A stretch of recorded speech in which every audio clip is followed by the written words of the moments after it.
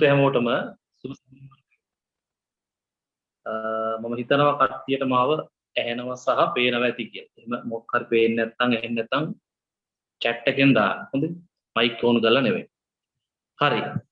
තප කෙනෙක් දෙන්නෙක් වගේ නේද? තව කීප දෙනෙක් ඉන්නවා ඇඩ් වෙන්න නම් අපි එදකම් පුතේ පන්තිය පටන් ගමු. නදුල දැන් ඉන්නේ. පන්තියන කාලේ පරක්කු ලාපු කට්ටිය ඔන්ලයින් පන්තියේ ඉන්නේ පරක්කුල තමයි. වේල පාවා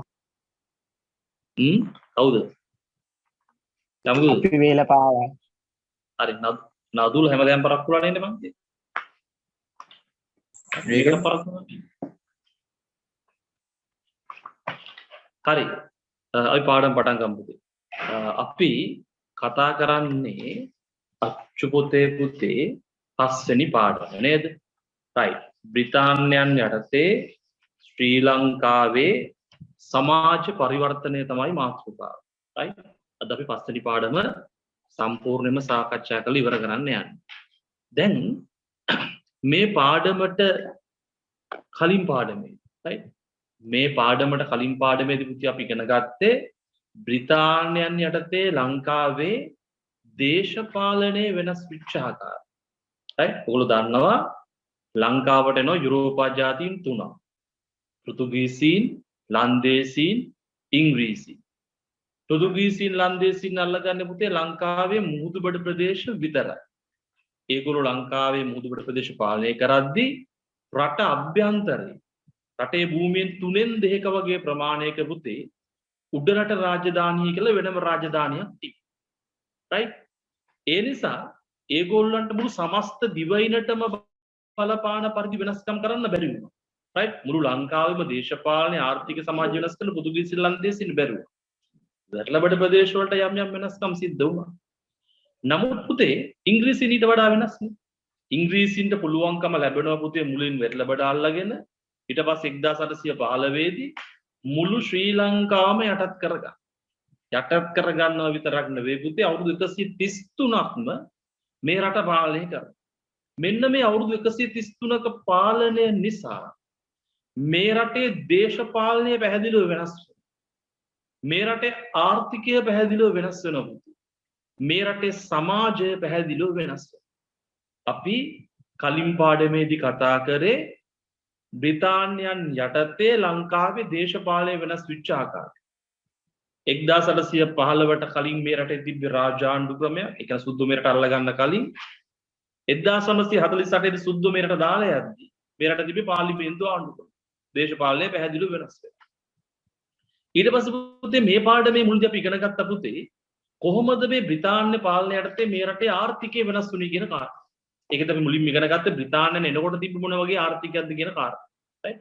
ග්‍රාමීය සම්පෝෂිත ආර්ථිකයක් තමයි තිබ්බේ. right. එතකොට මුදල් භාවිතය අවම සමාජයක් තමයි තිබ්බේ. right. එතකොට මේ ආර්ථිකය බ්‍රිතාන්‍ය පාලනය නිසා පුතේ සම්පූර්ණයෙන් වෙනස් වෙනවා. විශේෂයෙන් මේගොල්ලෝ ගෙනන ලද වතු වගාව නිසා තමයි ලංකාවේ ආර්ථිකය පුතේ සම්පූර්ණයෙන් වගේ වෙනස් වෙන්නේ. අපි ගිය සතියේ පුතේ මේ පිළිබඳව සම්පූර්ණයෙන් කතා කරා. කොහොමද මේ රටේ ආර්ථිකය තිබ්බේ? කොහොමද මේ බ්‍රිතාන්‍යයන් ආවට පස්සේ මේ රටේ ආර්ථිකය වෙනස් වුනේ කියන කාරණා. ඒ කාරණා ගැන කියලා දෙද්දී පුතේ මම තව එකක් ඔයාලට කියලා දුන්නා.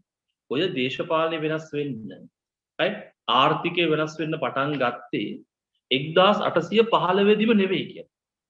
right ලංකාවේ දේශපාලනය වෙනස් වෙන්නේ 1815 සුද්ධ රට අල්ලගත්තු ගමන්ම නෙවෙයි. right මේ රටේ මේ ආර්ථිකය වෙනස් වෙන්න පටන් ගන්නෙ 1815 දීම නෙවෙයි. right මොන අවුරුද්දද පුතේ ඔක වෙනස් වෙන්න පටන් ගන්න? මොන යෝජනාවලින්ද ඔක වෙනස් වෙන්න පටන් ගන්න? මතකයිද ඔයගොල්ලන්ට? ඔය ඔක්කොම වෙනස් වෙන්නේ පුතේ ඔක්කොම වෙනස් වෙන්න පටන් ගන්නේ 1833 අවුසත් දාලා තියෙනවා හරි 1833 කෝල්බ්රුක් ප්‍රතිසංස්කරණ වලින් පස්සේ. right මේ වෙනස් වීම කෝල්බ්රුක් ඇවිල්ලා කරපු වෙනස් වීම අදටත් අපිට පුතේ වෙනස් කරගන්න බැරි තරම් ප්‍රබල වෙනස් වීම. සහ මම කිව්වා කෝල්බ්රුක් මේ අපි දැන් අපිට ඉගෙන උගන්වන ක්‍රමයේ තියෙනවනේ. අපි ඉගෙන ගන්න ක්‍රමය තමයි කෝල්බ්රුක් කොමිසම ලංකාවට ආවේ. ලංකාවේ ආදායමට වඩා වියදම වැඩි වෙච්ච නිසා ඒ පිළිබඳව සොයලා ඒ පිළිබඳව නිර්දේශ ඉදිරිපත් කරා. ඔව් අපිට පිටින් පේන්න තියෙන හේතුව එක තමයි. ඒ ඇවිල්ලා කරත් ඒක තමයි අපිට පේන්නේ. නමුත් උතර තව යටි අරමුණක් තිබ්බා. right coal group කාය පුතේ මේ රටේ ආර්ථිකය වෙනස් කරන්න විතරක්ම නෙවෙයි පුතේ තේරුණාද coal group ආවෙම පුතේ මේ රටේ සමාජයයි දේශපාලනික වෙනස් කරන්න හිතාගෙන ඒක එහෙන් සැලසුම් සහගතව අප වැඩ පිළිලක් නිසා මේ coal group කරු ප්‍රතිසංස්කරණ නිසා මේ වැරද්ද අහම්බෙන් සමාජය වෙනස් වුණා දේශපාලනය වෙනස් වුණා නෙවෙයි ඒක බ්‍රිතාන්‍යයන්ගේ යටත් ප්‍රතිපත්තියම එක අංගයක් ඒගොල්ලෝ පුතේ මැකෝලි කියන ස්වාමීවරයා හරහා ඒක ඉන්දියාවටත් කරා right අපේ රට ලොක් කරපු එකනා තමයි coal group කියන්නේ අති දක්ෂ මිනිස්සෙක් right අපි ඒක අවංකව පිළිගන්න ඕනේ මොකද coal group අපේ ආර්ථිකය සම්පූර්ණයෙන් අනිත් පැත්ත වෙනස් කරා දේශපාලනය සම්පූර්ණයෙන් වෙනස් කරා විතරක් නෙවෙයි අපේ සමාජයත් සම්පූර්ණ වෙනස් කරා coal group ප්‍රතිසංස්කරණ වලින් පස්සේ පුතේ right ටියුටම් පිටලා දෙක කෙනෙක් දාලා දෙනවා පුතේ ඒක පුතේ මට WhatsApp වලින් මැසේජ් එවන්න ඒ ප්‍රශ්න මම විසඳන්නම් ඒ වෙලාවට හොඳේ හරි දැන්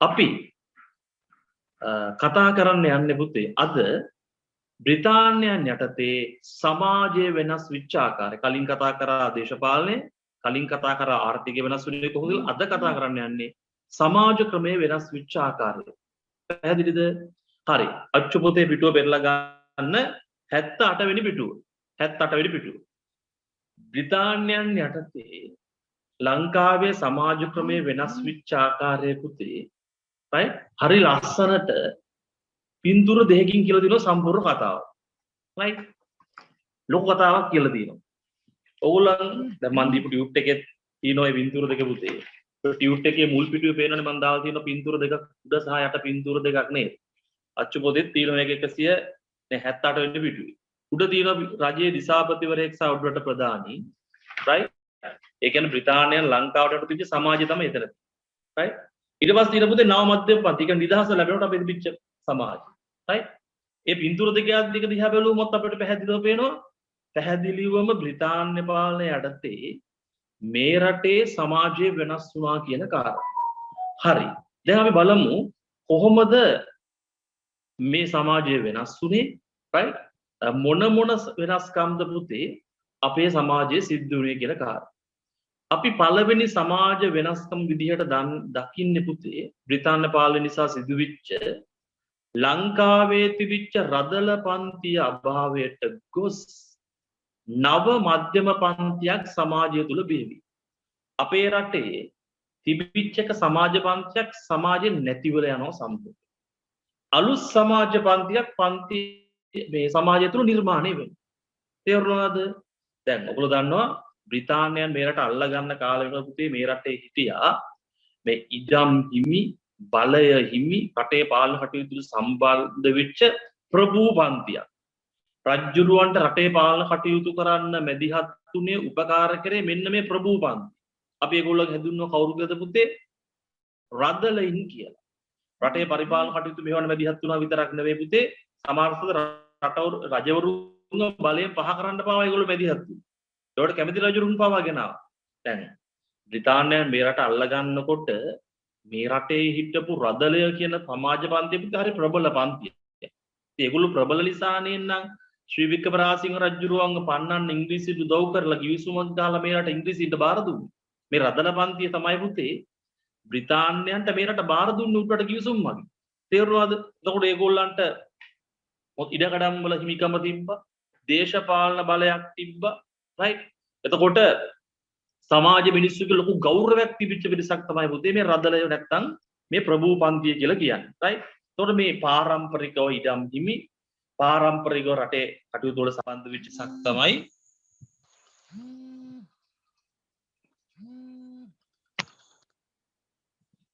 මට පුංචි විනාඩියක් දෙන්න පුතේ මේ කෝල් එක ප්‍රශ්න.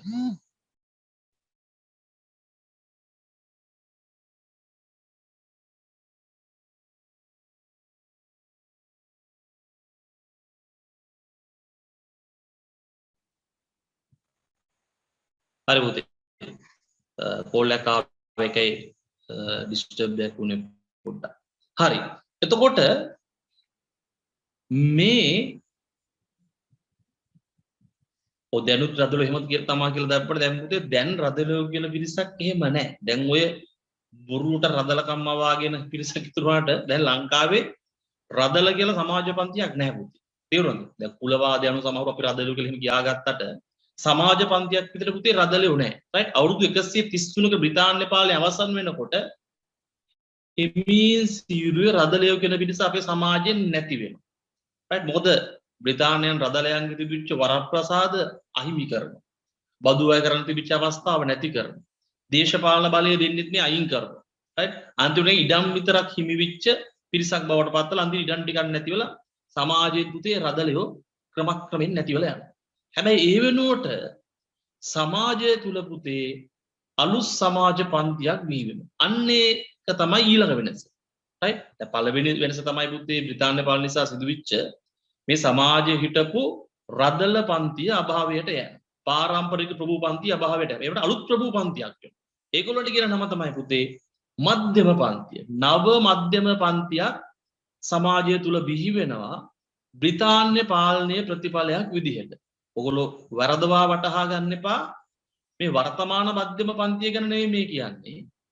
තේරුණාද? මේ කියන මධ්‍යම පන්තිය, මේ නව මධ්‍යම පන්තිය කියලා හඳුන්වන බ්‍රිතාන්‍ය කාලේ මේ බොහොම සල්ලිකාර පරම්පරාව. සල්ලිකාර පිරිසක් බිහි වෙච්ච. තේරුණාද? දැන් මධ්‍යම පන්තිය කියලා කියන්නේ පුතේ අය දුප්පතුන්ටත් වඩා අන්ත පෝසතුන්ටත් වඩා බොහොම දුකින් ඉන්න කට්ටියක්. හරි? ඒ කියන්නේ මේ ලංකාවේ මධ්‍යම පන්තිය තමයි වර්තමානයේ හොඳටම පැලෙන පිරිස. රයිට්? දුප්පතුන්ට සමෘද්ධිය හරි දිනනවා. අර 5000 හරි හම්බ වෙනවා. හරි? ධනවතුන්ට එහෙම මුකුත් ඕනේ නැහැ. මේ 5000 නැතත් ප්‍රශ්නයක්. හැබැයි ධනවතුන් කියලා පොලිමේ කියලා ගන්නවම රටව 5000. හරි 5000ෙම කියන්නේ උදාහරණ සමෘද්ධි ඉඩම් ගන්න කට්ටිය ඉන්නවනේ. හැබැයි පුතේ මධ්‍යම පන්තිය ගැන ලංකාවේ මේ රාජ්‍ය රස්සාවල් කරන බොහොම අමාරුවෙන් ජීවත් වෙන පිරිසක්. එහෙම පිරිසක් නෙමෙයි මේ කියන්නේ. හරි? දැන් මේ බ්‍රිතාන්‍ය පාලන සමය තුල පුතේ රයිට් අලුත් ආර්ථික ක්‍රමයක් නිර්මාණය වෙනවනේ. කෝල්බ්‍රුක් ප්‍රතිසංස්කරණ වලින් පස්සේ පුතේ ධනවාදී ආර්ථිකයක් නිර්මාණය වෙනවා. ධනවාදී ආර්ථික ක්‍රමයක ලක්ෂණය තමයි පුතේ හැකියාව තියෙන කෙනාට මොකක් හරි කරලා හම්බ කරගන්න පුළුවන්. ඒක පැත්තෙන් ඒක හොඳයි කියලා කියන්න පුළුවන්. දැන් වැඩවසම් ආර්ථිකයන් කලින් තිබ්බ අපේ. ඒ ක්‍රමය තුල පුතේ එක එක්කෙනාට වෙන් වෙච්ච කාර්යයන් තිබ්බා. රදලියෝ රට පාලනය කරනවා, කට්ටියක් වළං හදනවා, කට්ටියක් කම්මල් වැඩ කරනවා, කට්ටියක් රෙදි හොදනවා. ඒ අදාළ කාර්ය නිසා එතනින් එහාට යාමක් වෙනස් වීමක් නැහැ. හැබැයි කෝල්බ්‍රුක් වලින් පස්සේ හැදිච්ච සමාජය තුල පුතේ එහෙම එකක් නැහැ. ඕන කෙනෙක්ට ඕන දෙයක් කරන්න පුළුවන්. ඒක කුල ભેදයක් එහෙම ප්‍රශ්නයක් නැහැ. රයිට්? එහෙම කරලා හම්බ කරන්න පුළුවන්. දැන් අලුතෙන් හැදිච්ච ආර්ථිකය තුල පුතේ බ්‍රිතාන්‍යය හදපු අලුත් ආර්ථිකය තුල පුතේ ධනය උපයන නව මාර්ග ටිකක් බිහි වෙනවා. වතුවගාව විතරක් නෙවෙයි. ඒකත් එක්ක තව ධනය උපයන මාර්ග කිහිපයක් බිහි වෙනවා. එකක් වතුවගාවට එක්කම සම්බන්ධයි. දැන් වතුවගාවට අවශ්‍ය යම් යම් කොන්ත්‍රාත් සපයන් ඒක අපේ සමහර මිනිස්සුන්ට අවස්ථාව ලැබෙනවා. කොන්ත්‍රාත් කියලා අපි හිතමු දැන් අපි හිතමු ඒ වගාවට අවශ්‍ය ඉනි වගයක් නැත්නම් ගස් වගයක්. රයිට්? එහෙම නැත්නම් ඒකට අවශ්‍ය උපකරණ සපයන්. එහෙම නැත්නම් කරත්ත සපයන්. ඕගේ මොනවා හරි සැපේ කොන්ත්‍රාත් ලබා අන්න ඒව ගත්ත අපේ කට්ටිය. අරගෙන ඒ හරහා මුදල් උපයගත ධනවතුන් බවට පත් වුණා කොන්ත්‍රාත් හරහා පුතේ කට්ටිය. තේරුණාද? ඊට පස්සේ තව එකක් තමයි පුතේ අරක්කු රේන්ද. දැන් අපේ වර්තමානයේ ওই ප්‍රභූ පරම්පරාව විදිහට පෙනී සිට ගොඩාක් අයගේ පල්ලෙහාට ගිහිලා බැලුවම අරක්කු රේන්ද වලින් මේ සල්ලි හම්බ කරගත්තු මිනිස්සු තමයි. අරක්කු රේන්ද කියලා කියන්නේ ඒ කාලේ අරක්කු හැදීම සහ බෙදා හැරීමේ අයිතිය ආණ්ඩුව විකුණනවා. රයිට්? ඒතර ඒක කවුරු හරි මිලදී ගත්ත කෙනාට පුළුවන් අරක්කු හදන්න විකුණන්න ඒකෙන් ලාභ ලබාගෙන රේන්ද කියන ඉතින් ආණ්ඩුවට ගාණ ගෙවන්න ඕන. වර්තමානයේ බාර් ලයිසන් එකක් ගන්නවා වේකට තමයි පුතේ. තේරුණාද? එතකොට අරක්කු රේන්ද හරහා පෝසත් වෙච්ච පිරිස් පුතේ සෑහෙන ප්‍රමාණයක් අපේ රටේ බිහි වුණා. දැන් ඔය ඩී.එස්. සේනානායක මහත්තයාගේ පරම්පරාවල් මුලින්ම රයිට් පෝසතුන් බවට පත් වුණේ අරක්කු රේන්දු හරහා. අරක්කු රේන්දලින් තමයි ඒගොල්ලෝ පටන් ගත්තේ. පස්සේ කාලේ ඒගොල්ලෝ මිනිරන් වලටත් යනවා. ඒකත් මේක දීලා තියෙනවා. රයිට්? ඊළඟ ආදායම් පුදන මාර්ගය තමයි පුතේ මිනිරන් පතක්. රයිට්? ඒ කාලේ බොහොම සාර්ථකව ක්‍රියාවිච්ච දෙයක් තමයි පුතේ මිනිරල් පතන් හැරෙන්නේ. රයිට්? පතල් වල තියෙන හාරලා ගන්න තියෙන දෙයක්. ඒකත් පුතේ අත කිව්වේ අපේ ස්වදේශිකයට සුද්ධත කිව්වේ නෑ පුතේ.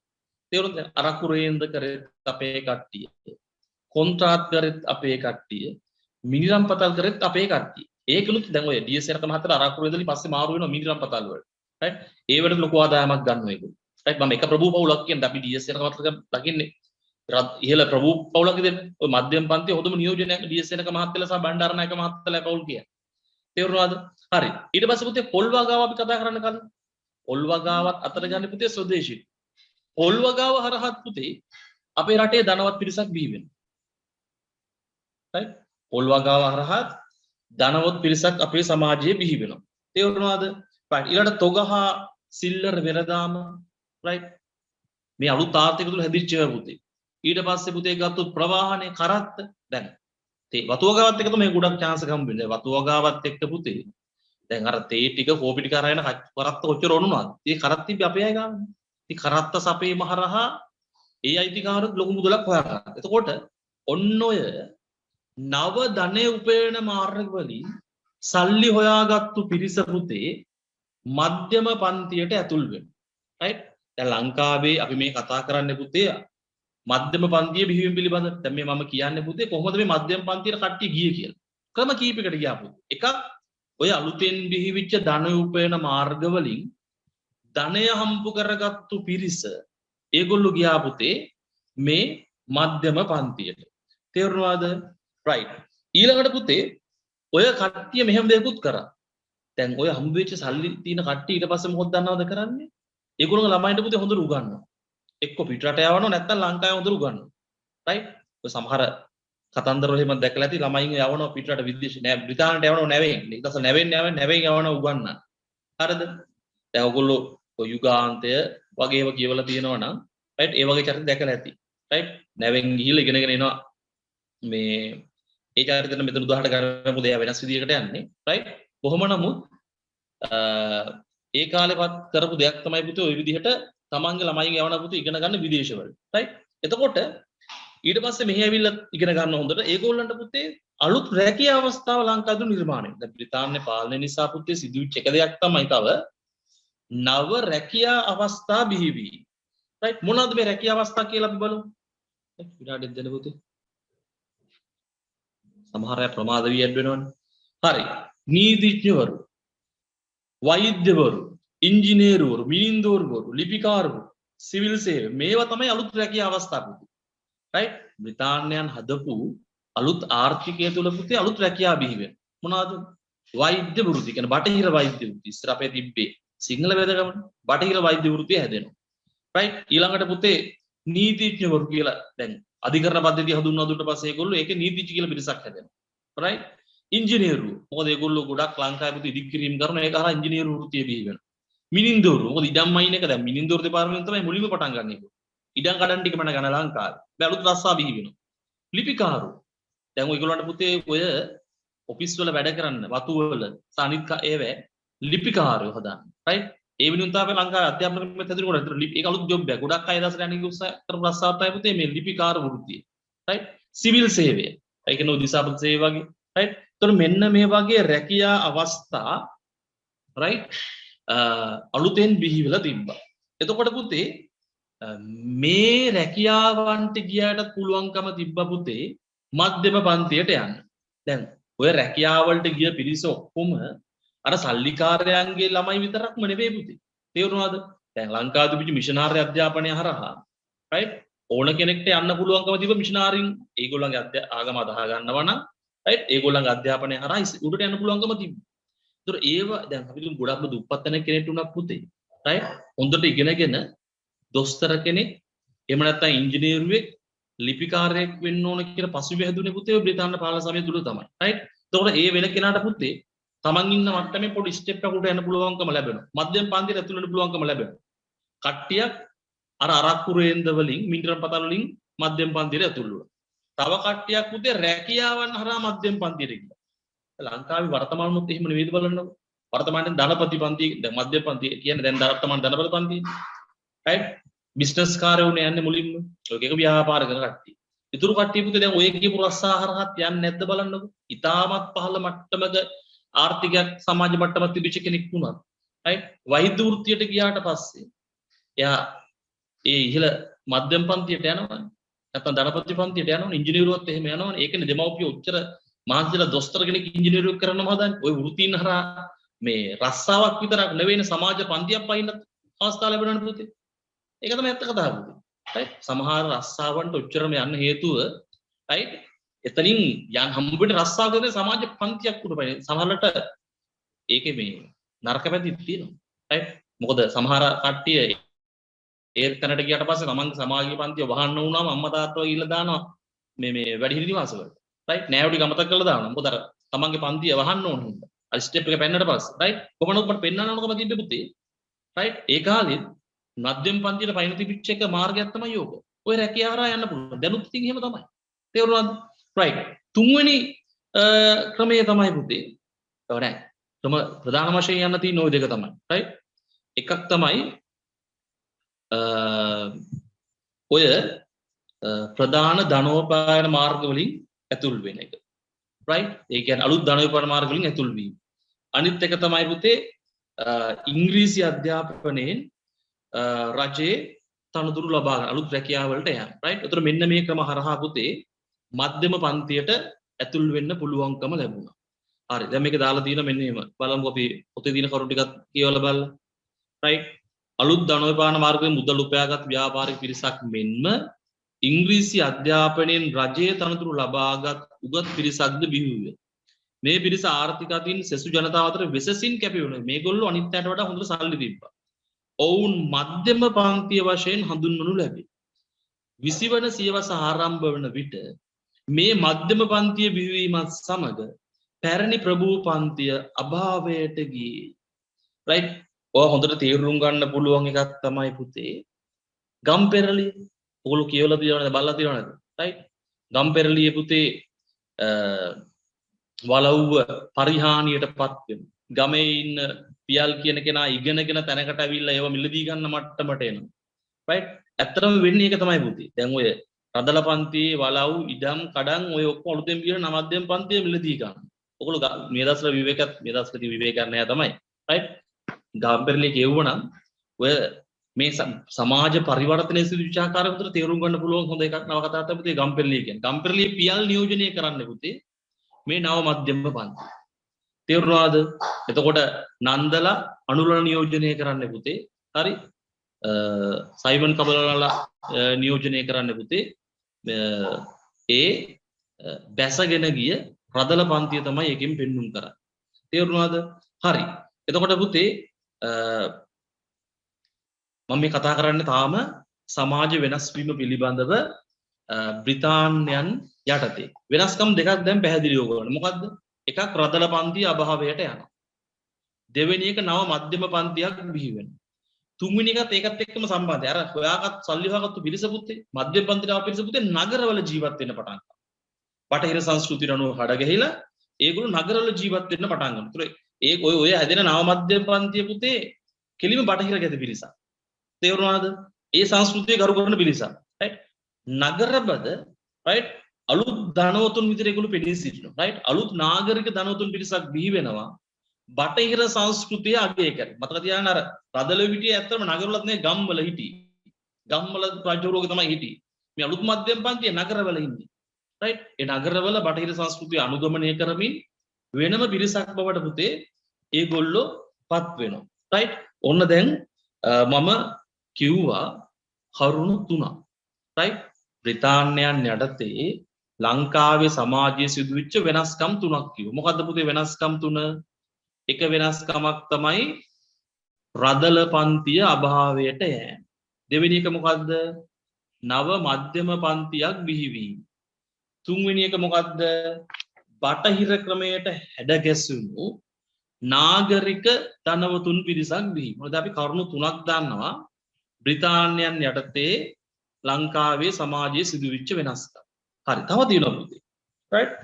තව වෙනස්කමක් තමයි පුතේ අපේ සමාජය ඇතුලේ කම්කරු පන්තියක් බිහිවීම. රයිට්. මේ බ්‍රිතාන්‍යයන් මේ රටේ එන්න කලින් මේ රටේ කම්කරු පිරිසක් හිටියේ නෑ පුතේ. කම්කරුවෝ කියන පුතේ ශ්‍රමය මුදලට විකුණන පිරිසක් හිටියේ නෑ. ශ්‍රමය මුදලට විකුණන පිරිසක් මේ සමාජයේ හිටියේ නෑ පුතේ. තේරුණාද? බ්‍රිතාන්‍යයන් වතු වගාවට අවශ්‍ය ශ්‍රමය ලබා ගන්න ඕන නිසා ලංකාවේ තිබිච්ච අනිවාර්ය සේවා රාජකාරී ක්‍රමය හොසි කරා. අපි කලින් කතා කරා. අනිවාර්ය සේවා රාජකාරී ක්‍රමයට තිබුත්තේ මිනිස්සු ශ්‍රමය වැටුපට නෙමෙයි ලබා දුන්නේ. වැටුපට ශ්‍රම විකිණීමේ ක්‍රමයක් තිබෙන්නේ නැහැ. ඒ නිසා කෝල්බ්‍රුක් යෝජනාවලින් එයා අහෝසි කරා පුතේ අනිවාර්ය සේවා රාජකාරී ක්‍රම. එතනින් එයා බලාපොරොත්තු වුණේ රට ඇතුලේ මුදලට ශ්‍රමය විකුණන පිරිසක් බිහි කරන්න. ඒ කියන්නේ කම්කරු පිරිසක් බිහි කරනවා. right ඒක තමයි මම කියන්නේ කෝල්බ්‍රුක් යෝජනාවලින් මේ විච්ච වෙනස්කම් ඉබේ විච්ච වෙනස්කම් නෙවෙයි. කෝල්බ්‍රුක් ගේ වෙනස කරේම ලංකාවේ තුල කම්කරු පන්තියක් බිහි කරා. දෙක එහෙම වුණා. right කම්කරු පන්තියක් කොට පුතේ කම්කරු පන්තියෙන් දෙකක් බිහි වුණාත්ම කිව්වා. කම්කරු පන්තිය කොටස් දෙකකට බෙදන්න පුළුවන්. right දැන් පළවෙනියෙන්ම බිහි වෙන්න කම්කරු පන්තිය පුතේ වතු කම්කරු. දැන් කෝල්බ්‍රුක් ප්‍රතිසංස්කරණ වලින් ලංකාවේ වතු වගාව ආරම්භ කරනවානේ. ඔය වතු වගාවේ වැඩ කරන්න පුතේ කියනවා දකුණු ඉන්දියාවේ ශ්‍රමිකයෝ. මම කලිනුත් ඔක විස්තර කරලා කිව්වා එකක් ලංකාවේ යන්න කැමැත්තක් තිබෙත් නැහැ වට. කැමැත්තක් තිබ්බත් අපිට වඩා අඩු මුදලට පුතේ දකුණු ඉන්දියාව සාගතෙන් පෙළෙන මිනිස්සුන්ව කම්කරු විදිහට ගන්න පුළුවන් කියලා ඒගොල්ලෝ දැනන් හිටියා. right? ඒතර ඉන්දියාවේ ඉඳලා මං කිව්වා පයින් මරන් ඉන්නේ මේ. එනකොටම භාගයක් විතර මැරලා ඉවරයි කට්ටිය. right? ඒත් ඒගොල්ලෝ සැපයි මෙහෙට එන එක. ඒකයි එන්නේ කට්ටිය.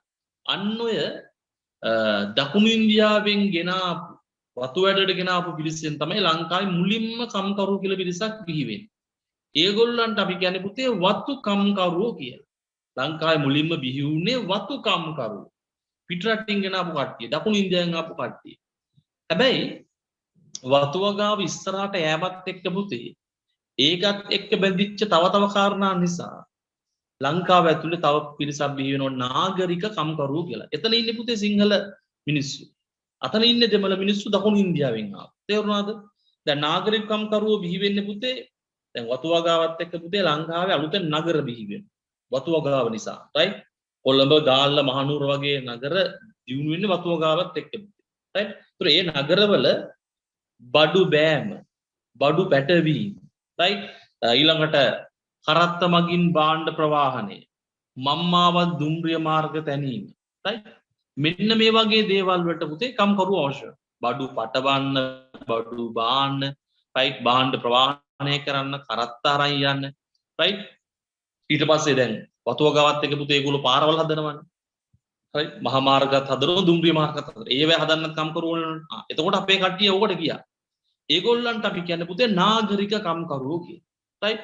ඒතර ඔයාලට පැහැදිලි මේ 133ක බ්‍රිතාන්‍ය පාලනය නිසා පුතේ මේ රටේ බිහි වෙනවා කම්කරු පන්තියක්. ඒ කම්කරු පන්තිය කොටස් දෙකකට අපි වර්ග කරන්න පුළුවන්. මොකද කොටස් දෙක පුතේ එකක් වතු කම්කරුවෝ අනිත් අය නාගරික කම්කරුවෝ. right?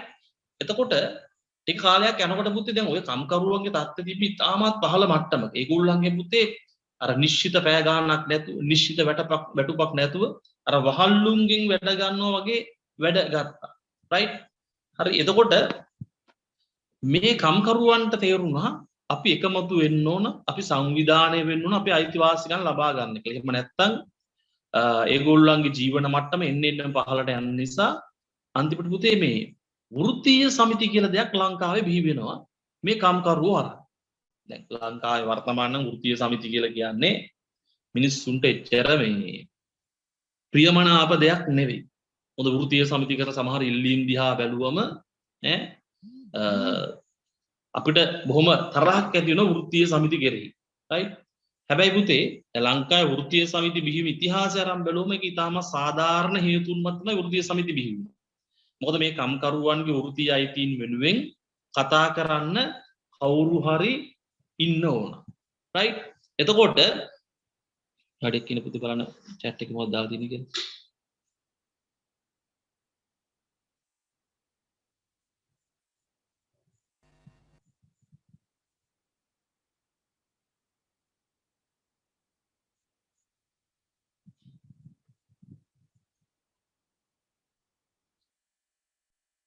එක්කෙනෙක් දාලා තියෙනවා මේ අර බ්‍රිතාන්‍යයන් දවස් 6ක් වැඩ කරන්න ඕන කියලා එකක් දැම්ම නේද කියලා. ඒක අනිවාර්ය සේවා රාජකාරිය මම. ඔව් එහෙම ඒගොල්ලෝ පුතේ ඒකට මේ අර ඇඟබද්ද කියලා එකක් ගෙනල්ලා අර අනිවාර්ය සේවා රාජකාරිය ක්‍රමය අහෝසි කරා. අහෝසි කියලා ඒක වෙන ක්‍රමයකට ගෙනා. තේරුණාද? එහෙම සහභාගී වුණ නැත්නම් දඩ ගහන්න කිව්ව. එහෙම නැත්නම් පාරේ දඟ කඩන්න දානවා නේ. right? නැත්නම් පාරේ වැඩ කරන්න කියලා දැම්මේ. ඒක අරකම වෙන ක්‍රමයකට ගෙනා. තිබිච්ච ක්‍රමය අයින් කරා. ඒක ඇත්ත. හරි. එතකොට පුතේ මම තා පොඩි වෙලාවයි තියෙන්නේ. කට්ටිය වුණු තාපහු පරණ ලින්ක් එකේ මැඩ් වෙන්න පුතේ මම කියමින් හිටියේ දැන් මේ කම්කරුවන් වෙනුවෙන් පුතේ අනිවාර්යයෙන්ම ඒගොල්ලෝ අයිතිවාසිකම් ලබා දෙන වෘත්තීය සමිති වීම සාධාරණයි. right? දැන් ඔය වතු කම්කරුවන් වෙනුවෙන් මුලින්ම වෘත්තීය සමිතිය පිහිටවන්නේ මේ නඩේස අයියර් කියන මහත්මයා. නඩේස අයියර්. එයා තමයි වතු කම්කරුවන්ගේ පළවෙනි නායකයා. නාගරික කම්කරුවන් වෙනුවෙන් පුතේ පිහිටවනවා සමිතියක් වෘත්තීය සමිතියක් ඒ.ඊ. ගුණසිංහ මහත්තයා. එයා තමයි නාගරිකම් කරුවන්ගේ නායකයා. ඒ.ඊ. ගුණසිංහ මහත්තයා නම් මීට කලින් අහලා ඇති. අර කලින් ආණ්ඩුව ප්‍රසස් කරන කතා කරද්දී පුතේ ලංකාවට සර්වජන ඡන්ද බලය දෙනවට පොඩි මිනිස්සයාට ඡන්ද දෙනවට එකඟ වෙච්ච එකම නායකයා ඒ.ඊ. ගුණසිංහ මහත්තයා විතරයි. රයිට් අනිත් නායකයෝ සියලු දෙනාම ඔය අර මධ්‍යම පන්තිය නියෝජනය කරන නායකයෝ ටික සිංහල දෙමළ ભેදයකින් තොරව පුතෝකට විරුද්ධ වුණා. හැබැයි කම්කරුවන්ව නියෝජනය කරපු ඒ.ඊ. ගුණසිංහ මහත්තයා කිව්වා හැමෝටම ඡන්ද බලය දෙනවට මම එකඟයි කියලා. එයා විතර එකඟයි කිව්වා. ඉතුරු ඔක්කොම විරුද්ධ වුණා පුතේ. සිංහල දෙමළ මුස්ලිම් ભેදයක් තිබ්බ නැහැ. ඒගොල්ලෝ පන්ති අරක ගන්න ඒ වෙලාවේ උත්සාහ කරා. හරි. රයිට්. එතකොට මම පුතේ ඔන්න ඔයගොල්ලන්ට මේ බ්‍රිතාන්‍ය පාලනය නිසා සිදුවෙච්ච සියලු සමාජ වෙනස් කීම් ටික දැන් මම කිව්වා. රයිට්. මොනවාද ඒ ටික? අපිට ටික ලියන්න තමයි තියෙන්නේ. එකක් පැරණි ප්‍රභූ පන්තිය නැත්නම් රදලයන් අභාවයට යනවා. නව මධ්‍යම පන්තියක් බිහි වෙනවා. රයිට්. ඊළඟට යුරෝපා සංස්කෘතියට ගරු කරන බටහිර ගැති සුදේශික පිරිසක් බිහි වෙනවා. රයිට්. නාගරිකම් කරු පන්තියක් සහ වතුකම් කරු පන්තියක් බිහි වෙනවා. රයිට්. ඊට පස්සේ නව රැකියා අවස්ථා උදා වෙනවා. රයිට්. ඕවා තමයි සමාජයේ සිදුවෙච්ච වෙනස්කම්. හරි. දැන් මම නෝට් එක පුතේ දැන් ආයෙ ලියන පොතේ ලියන්නේ නැහැ. රයිට්. මම ටියුට් එකේ ඔයගොල්ලන්ට 32 දක්වා ලියන්න කිව්වා. 33 ඉඳන් තියෙන්නේ මේ ටික තමයි. එතකොට අපි එතනම ලියාගමු උත්තර. සමහර ඉඩ මදුන පොඩ්ඩක් ඉඩ හදාන හර ලියා ගන්න. රයිට්. දැන් අපි අලුතෙන් ඇඩ් වලට පස්සේ පුතේ ටියුට් එකේ 33 ඉඳලා එක දිගට ලියන්න යන්නේ. රයිට්. ඇඩ් වෙනකන් ඔයාලට ලියන්නත් පුළුවන්. දැනට ලියන්න පුළුවන් කීයද? 40 දක්වා ලියන්න පුළුවන්. 40 දක්වා ලියන්න. රයිට්. ඇඩ් වෙනකන්.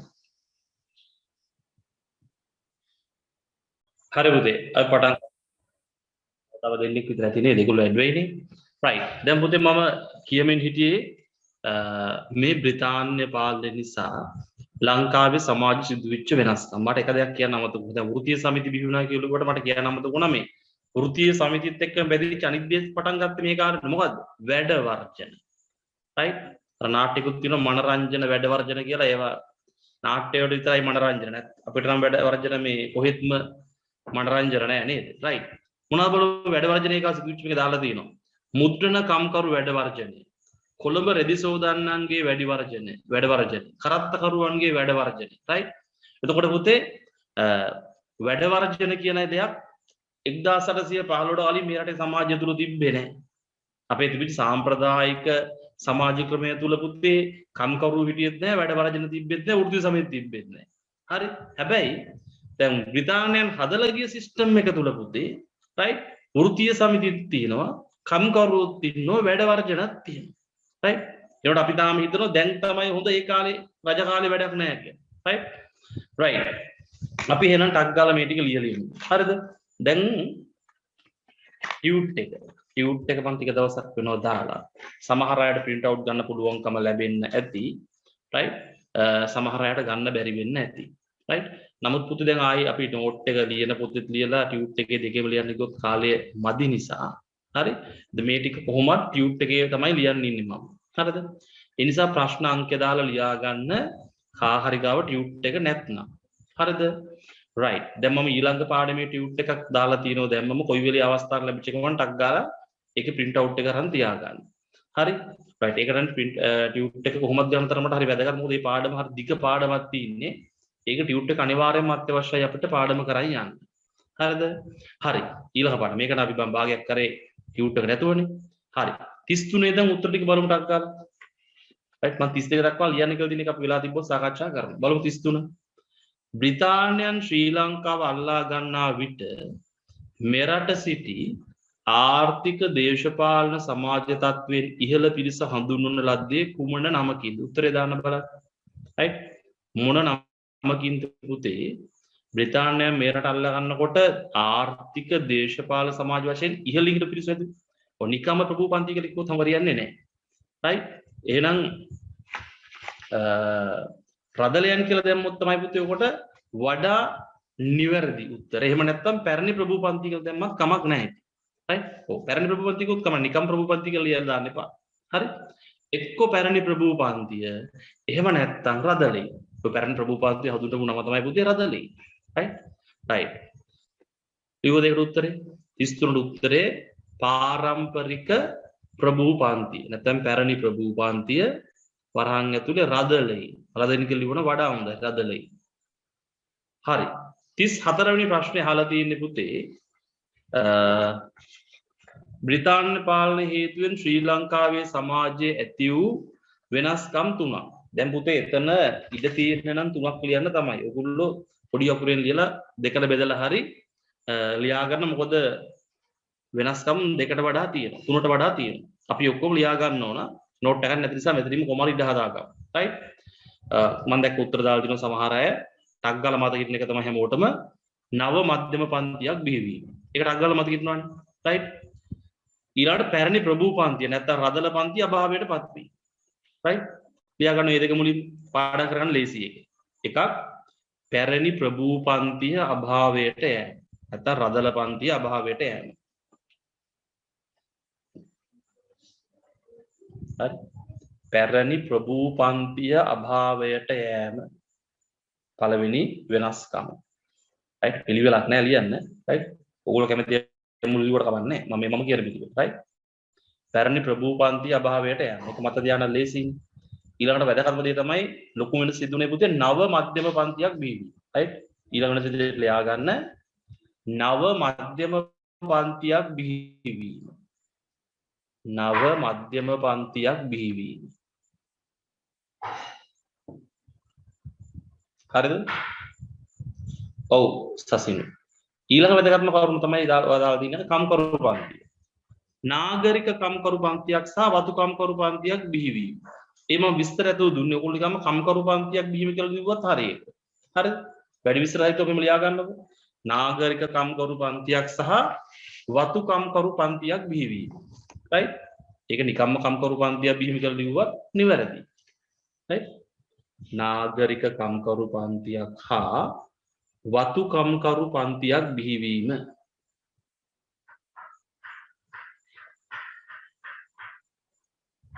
හරි? ඇත්තටම ওই තුන තමයි පුතේ වැදගත්ම සමාජ වෙනස්කම් තුන. හරි? හැබැයි තව වෙනස්කම් අපිට ගන්න පුළුවන් වෙච්ච ඒවා. ඒ නිසා අපි ඒවත් ලියා ගමු. ඊළඟ ලියා ගන්න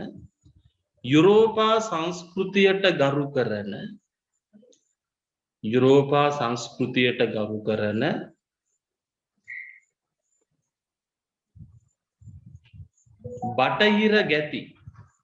බටහිර ගැති ස්වදේශිකයින් පිරිසක් බිහිවීම. යුරෝපා සංස්කෘතියට ගරු කරන බටහිර ගැති ස්වදේශිකයින් පිරිසක් බිහිවීම. යුරෝපා සංස්කෘතියට ගරු කරන බටහිර ගැති ස්වදේශිකයන් පිරිසක් බිහිවීම. රයිට්? එහෙම පිරිසක් තාමත් ඉන්නවනේ පුතේ සමාජයේ. රයිට්? ඒගොල්ලෝ හැමදේම මේ යුරෝපේ ඒවා තමයි ඉහළම කියලා හිතන්නේ. අපේ සංස්කෘතිය පහළට දාන්න. දැන් මහා කෙහෙල්මල් 2500 ඉතිහාසය මොකක් හරි මිනිස්සෙක් කරක් දැක්කම මහන්න කෙහෙල්මල් 2500 ඉතිහාසය මිනිස්සු කරන හැටි කියලා. මේ සුද්ධ නෙවෙයි පෝස්ට් දාන්නේ මේ අපේ මිනිස්සු. Facebook දැක්කම ඕක තේරුම් ගන්න පුළුවන්. ඔය කියන කට්ටිය ඒ කට්ටිය තමයි පුතේ මොනවා හරි විච්ච ගම බුදුහාමුදුරුවන්ටයි අපේ ඉතිහාසයට බැලලා පෝස්ට් දාන කට්ටිය ඉන්නෝනේ. ඔය සුද්ධයි කට්ටිය තමයි. සුද්ධ හදලා ගිය කට්ටිය. තව කට්ටියක් කියනෝනේ අපරාධ සුද්ධ මේරට දාලා ගියේ. හරි? සුද්ධ හිටියනම් හොඳයි. ඇවිල්ලා අපිව බාර ගන්න ආපහු. ඒ සුද්ධ කට්ටිය තමයි පුතේ. රයිට්? එතකොට එහෙම කට්ටියක් ඉන්නෝ තාම. එහෙම පිරිසක් බිහි කරලා ගියා ඒගොල්ලෝ. හරිද? රයිට්. එතකොට අපේ සංස්කෘතියට දැන් සමහර කාරණා හිතලා බලන්න පුතේ දැන් වෛද්‍ය විද්‍යාව පැත්තෙන් පවා ගත්තොත් එතන පවා එක තියෙනවා පුතේ. මේ කොරෝනා ප්‍රශ්නේදී පවා අපි ඒක දැක්කා. තේරුණාද? සිංහල වෙදකමට මතුවෙන්න දෙන්නෙම නැහැ. රයිට්? ඒක කොහොමඩවත් ඉඩ දෙන්නේ නැහැ බටහිර වෛද්‍ය ක්‍රම තුලින් මේක. හරි? මම කියන්නේ ධම්මික පැණිය නේ වෙන ක්‍රමයකින්වත් දෙන්න දෙන්නේ නැහැ පුතේ. ඒකත් විහිළුවක් වුණා තමයි ධම්මික පැණිය. නමුත් ලංකාවේ තියෙනවනේ පුතේ දැන් ආයුර්වේද බෙහෙත් කරන්න කියලා ඉල්ලුවත් එහෙමවත් දෙන්නේ නැහැ. යටින් ඒක කරා යනවා හැමෝම. දැන් කමුදා වින කට්ටියම අර පිළිම කුඩක් දෙනවනේ ඔක්කොම බොනවා. දැන් ගොඩක් ඒවා එහෙම තියෙනවා. නමුත් එලිපිට එන්නේ. මොකද අර බටහිර සංස්කෘතියට කරු කරන පිළිස ඒකට කැමති නැහැ. එහෙම එකක් තිබ්බ කියලා පිළිගන්නවත් කැමති නැහැ. තේරුණාද? right. ඊළඟ තමයි තව වෙනසක් තියෙනවා ලියා ගන්න. බටහිර ක්‍රමයට හැඩ ගැස්සුණු ධනවත් නාගරික පිරිසක් බිහිවීම. බටහිර ක්‍රමයට හැඩ ගැස්සුණු ධනවත් නාගරික පිරිසක් බිහිවීම. right?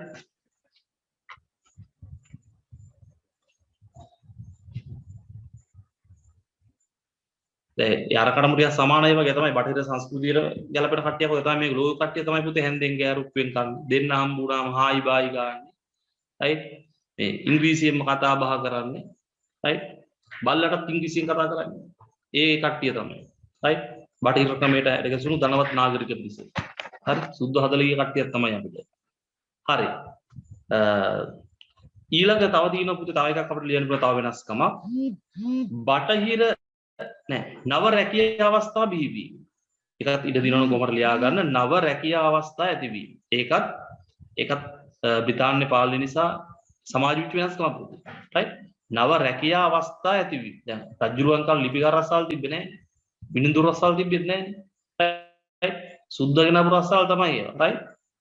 නව රැකියා අවස්ථා ඇතිවීම. නව රැකියා අවස්ථා ඇතිවීම.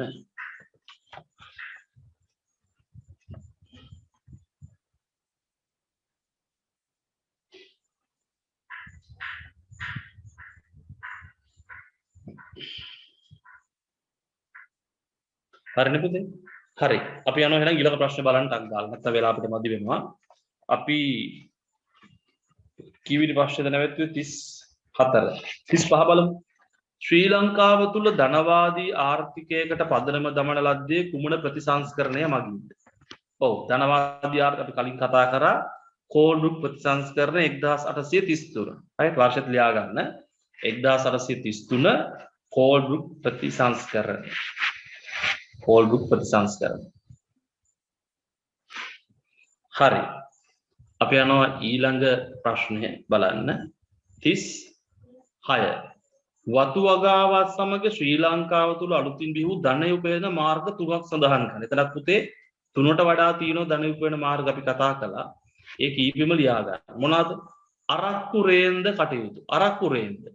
අරක්කු හදන එක සහ බෙදීම. right? නෑ එක්කෙනෙක් උත්තරේ වරද්දගෙන තියෙනවා. right? 30 වෙනි ප්‍රශ්නෙන් අහන්නේ පුතේ වතු වගාවත් එක්ක ලංකාවේ බිහිවිච්ච අලුතෙන් ධනය උපයන මාර්ග. මිසක් රැකියාව නෙවෙයි. right? රැකියාව ලියන්නේ කොතන නීතිඥ වෛද්‍යවරු සිවිල් සේවය වැඩි ඒකට උත්තරේ. ඒකට උත්තරේ එන්නේ පුතේ ධනය උපයන මාර්ග මොනවාද? එකක් අරක්කු රේන්ද කටයුතු. අනිත් එක මිනිරන් කර්මාන්තය. right? අරක්කු රේන්ද කටයුතු මිනිරන් කර්මාන්තය හරිද පුතේ? තොග හා සිල්ලර වෙරඳාම right? අහලා තින්නේ තුනයි තමයි අපි මේවත් ලියා ගන්න. හරිද? මම මේ උත්තර කියන්නේ පුතේ 36 වෙනි එකට. හරිද? අලුතෙන් ධනය උපයන මාර්ග තුන අහන්නේ. හරිද? ප්‍රවාහන කටයුතු right? කම්කරු ගන්නත් එපා පුතේ. ඒක රස්සාවක් මිසක් ඒක ධන උපයන මාර්ගකුත් නෙමෙයි. right? ප්‍රවාහන කටයුතු ඊළඟට පොල් වගාව ඊළඟ වතු කරයට අවශ්‍ය කොන්ත්‍රාත් සැපයීම ඒකට මම උත්තරේ සමහර අය හොයාගන්න නැහැ කියලා මට හිතෙන නිසා මම උත්තර නැවත වතාවක් කියනවා 36 වෙනි ප්‍රශ්නෙට උත්තර 36 වෙනි එක අහලා තියෙන පුතේ වතු වගාවත් එක්ක ලංකාව ඇතුලේ අලුතෙන් ධනය උපයන්න පුළුවන් හැදිච්ච මාර්ග මොනවද කියලානේ එකක් අරක්කු රේන්ද කටයුතු ලංකාවේ දැන් ඔය ඉන්න ලොකු සල්ලිකාරු ගොඩක් බිහිුනේ ඔය අරක්කු රේන්ද වලින් තමයි right ඒගොල්ලෝ කියනවට කැමති නෑ එච්චර ඒකට මිනිරන් කර්මාන්තය ඊළඟ තොග හා සිල්ලර වෙළඳාම ඊළඟ ප්‍රවාහන කටයුතු ඊළඟ පොල් වගාව ඊළඟට වතු කරයට අවශ්‍ය කොන්ත්‍රාත්තු සැපයීම right වතු කරට අවශ්‍ය කොන්ත්‍රාත් සැපයීම හරිද පුතේ 38 ලියලා ඉවරයිද හරි 37 අහලා තියෙන්නේ පුතේ බ්‍රිතාන්‍ය පාලනය තුල මෙරට අලුතින් බිහි රැකියා තුනක් අන්න එතන තමයි එන්න උන ඉස්සලා දාපු උත්තරේ මොකද්ද නීතිඥවරු right දැන් ඒක වෙන්නේ පුතේ අලුත් අධිකරණ පද්ධතියක් හඳුන්වලා දෙනවනේ කෝල් බුක් වලින් පස්සේ කෝල් බුක් කැමර ඒකයි නීතිඥ රැකියාව වෙන්නේ right ඊට වෛද්‍යවරු ඊට ඉංජිනේරු වෘත්තිය right ඊළඟට මිනින්දෝරු ඔය ඉංජිනේරු වෘත්තිය වෙන පුතේ සුදු 74 වටේම පාලම් දාන්න කටක් ගන්නවා පාරවල් හදන්න පටන් ගන්න එකත් එක්ක සහ ගොඩනැගිලි හැදීමත් එක්ක ඉංජිනේරු වෘත්තිය ඕන වෙනවා. right? අපි ඔය කාලේ වෙනකොට පාලම් හැදීම නවත්තලා තිබ්බා. අපි අනුරාධපුරයේදී පාලම් හැදුවා. ආරක්ෂක හේතු නිසා අපි ගංගවල හරහා පාලම් දැම්මේ නැහැ. සුදු තමයි ඊට පස්සේ පාරවල් ටික දැම්මේ පුතේ. හරිද? right. ඊළඟට ලිපිකාර වෘත්තිය. right? ඔය ක්ලාක් කියන ජොබ් එක සුදු නැහැදුවේ. හරි? ඔය කෝල් බුක් ප්‍රසංස්කරණ එක අරමුණක් උනේ පුතේ ලංකාවේ කට්ටියව ක්ලාක් ජොබ් එකට වරුදු කිදී. right? ඒ කියන්නේ ලංකාවේ අධ්‍යාපනයේ ලබන ඕන කෙනෙක් අදත් ඇහුවොත් මොකක් හරි කරන්න රස්සාවක් ඉල්ලුවොත් මොකද්ද කරන්න පුළුවන්?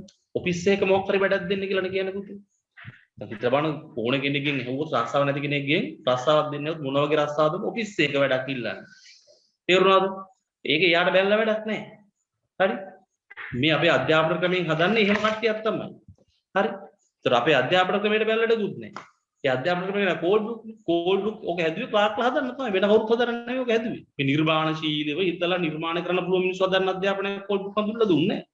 එයාට එහෙම කිසිම මොනාවක් තිබෙන්නේ නැහැ. එයාට ඕන උනේ ඒගොල්ලන්ට අවශ්‍ය වෘත්ති කොට ටික නිර්මාණය කරගන්න විතරයි.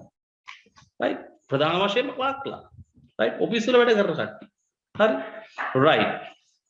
ඒක ලියන මහත්තුරු සහ ලියන නෝනලා වැඩි හරියක් බිහි වෙන්නේ නැහැ. හරි. ඔන්න මං කිව්වා නීතිඥ ඉංජිනේරු ලිපිකාර වෛද්‍ය වෘත්තිය මිනින්දෝරු සහ සිවිල් සේවය දිසාපති සේවය මේ වගේ දේවල් බිහි වෙනවා. හරි. අපි අලුත් 30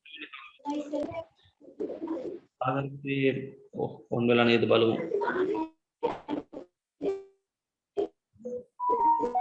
ඉතින් ඔක් කරා.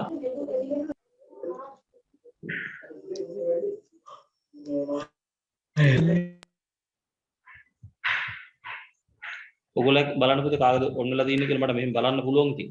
හරි? right. 38 වෙනි ප්‍රශ්නේ.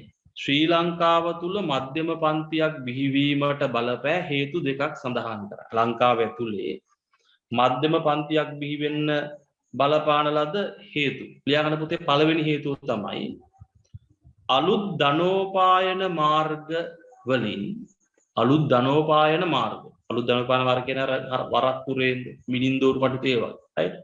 අලුත් ධනෝපායන මාර්ග මගින් මුදල් උපයාගත් අලුත් ධනෝපායන මාර්ග මගින් මුදල් උපයාගත් පිරිසක් බිහිවීම මගින්. right? මධ්‍යම පන්තියට යන තිබිච්ච එක මාර්ගයක් තමයි මේක. right? මධ්‍යම පන්තියට ඇතුල් වෙන පුතේ පාරවල් දෙකක් තිබ්බා. එකක් මේ කියන්නේ. මොකද්ද? අලුතින් නැත්නම් අලුත් ධනෝපායන මාර්ග වලින් මුදල් උපයාගත් පිරිසක් බිහිවීම මගින්. ලියලා ඉවරද ඒක?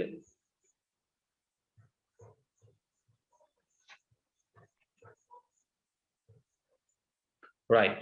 දෙවෙනි ක්‍රියාමාර්ගයට ලියන්න දෙවෙනි පාර යන තිබිච්ච මධ්‍යම පන්තියට ඇතුළත තිබිච්ච දෙවෙනි පාර. ඉංග්‍රීසි අධ්‍යාපනයෙන් රජයේ තනතුරු ලබා ගැනීම. right? ඉංග්‍රීසි අධ්‍යාපනයෙන් රජයේ තනතුරු ලබා ගැනීම. right? ඒ කියන්නේ උත්තර අලුත් රස්සා ටිකකින් යන එක. රජයේ තනතුරු නේද? right? වෛද්‍ය මිනින්දෝරු ලිපිකාර ඉංජිනේරු right? සිවිල් සේවා right? ඒ තනතුරු ලබා ගැනීමනුත් යන්න පුළුවන් උනා මධ්‍යම පන්තියට. right? ඉංග්‍රීසි අධ්‍යාපනයෙන් රජයේ තනතුරු ලබා ගැනීම. රජයේ තනතුරු ලබා ගැනීම. හරිද?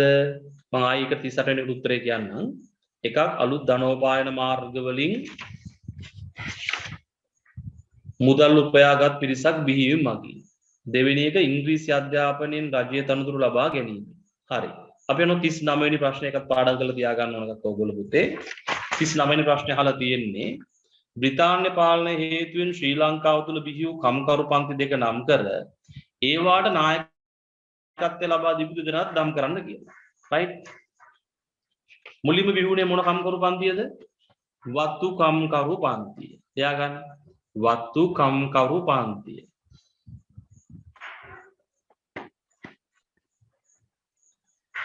වතු කම්කරු පන්තියේ පුතේ නායකත්වය ලබා දුන්නේ කවුද? නඩේස අයියර්. right? වතුකම් කරු පන්තියට නායකත්වය ලබා දුන්නේ පුතේ නඩේස අයියා. නඩේස අයියා. ඊළම් කම්කරු පන්තිය තමයි මොකද්ද? නාගරික කම්කරු පන්තිය. නාගරික කම්කරු පන්තිය. right? පළවෙනි එක වතුකම් කරු පන්තිය නඩේස අයියා. right?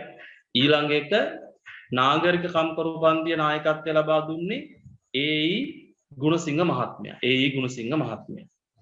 right. අපි යනවා 40 වෙනි ප්‍රශ්නේ බලන්න පුතේ. 40. 40 දී ශ්‍රී ලංකාව තුල නාගරික කම්කරුවන් පිරිසක් බිහිවීමට හේතු ශ්‍රේෂ්ඨ තුනක් සඳහන් කරන්න. නාගරික කම්කරුවෝ බිහි වුණේ බඩු බෑම, බඩු පැටවීම, රෙදි සේදීම, කරත්ත මගින් භාණ්ඩ ප්‍රවාහනය, මම්මාවත් හා දුම්රිය මාර්ග තැනවීම. right?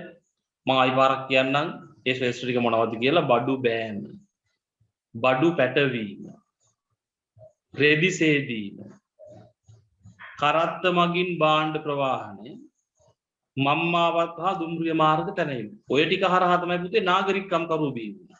right? බඩු බෑම, බඩු පැටවීම, රෙදි සේදීම, කරත්ත මගින් භාණ්ඩ ප්‍රවාහනය, මම්මාවත් හා දුම්රිය මාර්ග තැනවීම. right. අපි යන පුතේ 41 වෙනි ප්‍රශ්නය බලන්න. ඒකේ අහලා තියෙන්නේ 20 වන සියවස වන 20 වන සියවස තුළ ශ්‍රී ලංකාවේ ඇති වූ කම්කරු සටන් තුනක්. right? මේක දීලා දෙන්න දැන්. මේකට අමතරව ඔයගොල්ලෝ කම්කරු සටන් දාන්න ඕන නම් ඒව ලියන්න බෑ. මේක අහලා තියෙන ටික තමයි ලියන්න ඕන. හරිද? මොනවද ඊට කම්කරු සටන් පුතේ දීලා තියෙන්නේ? එකක් මුද්‍රණ කම්කරු වැඩ වර්ජනය. මුද්‍රණ කම්කරු වැඩ වර්ජනය.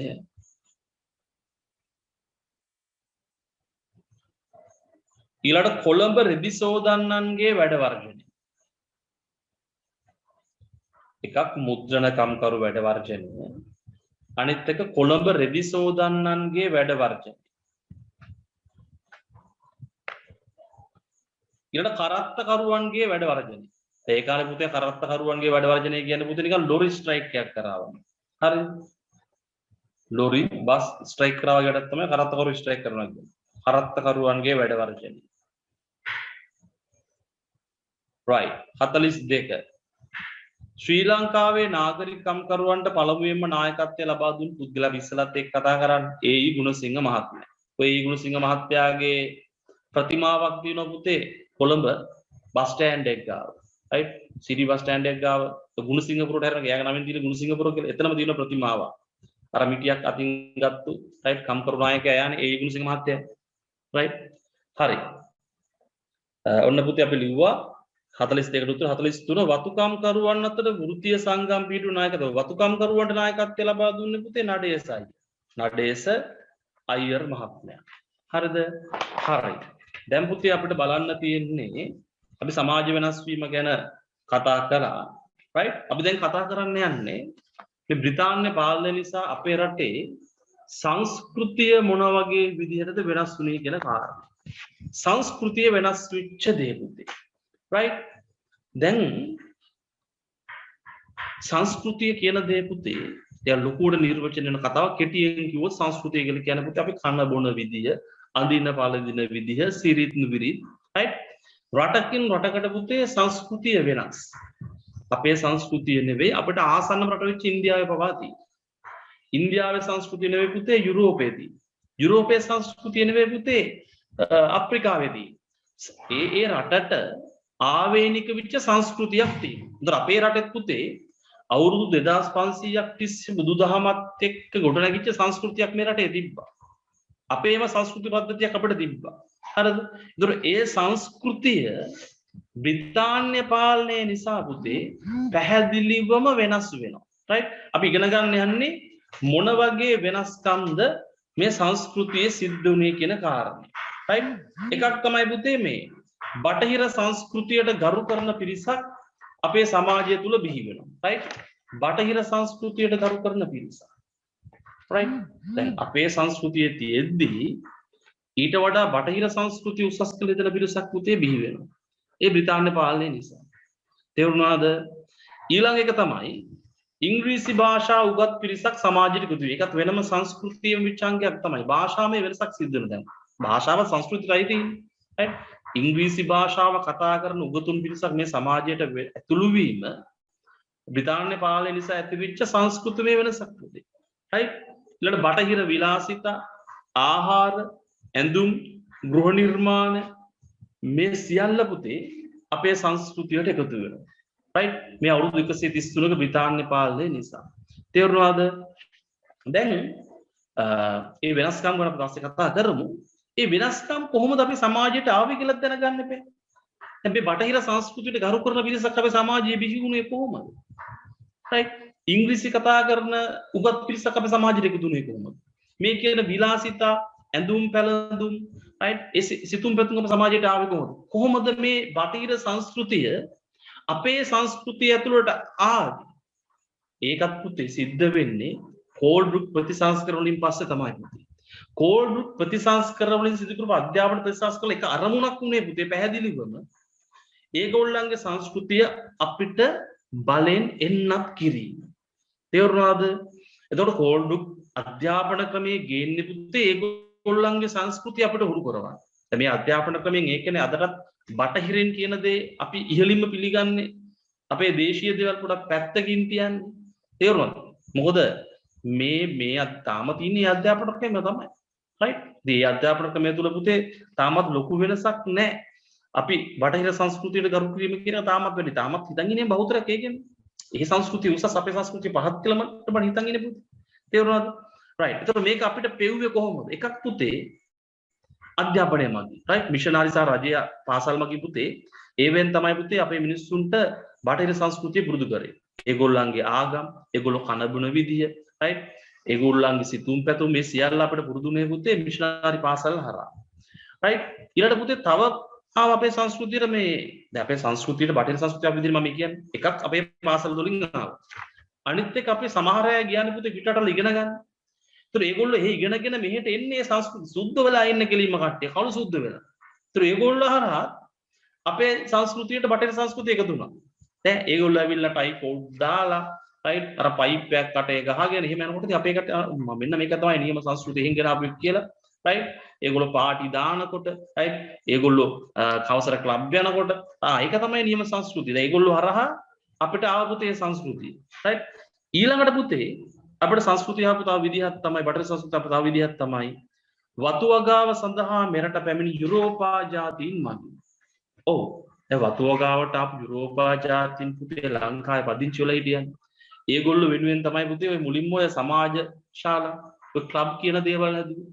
right ඊළඟ නිවාඩු නිකේතන right උතර මේ වගේ දේවල් ඇඳුම් පැළඳුම් පවා සිරිත් විරිත් පවා අපේ සමාජය දැනගත්තේ ඒගොල්ලෝ හරහා. තේරුණාද?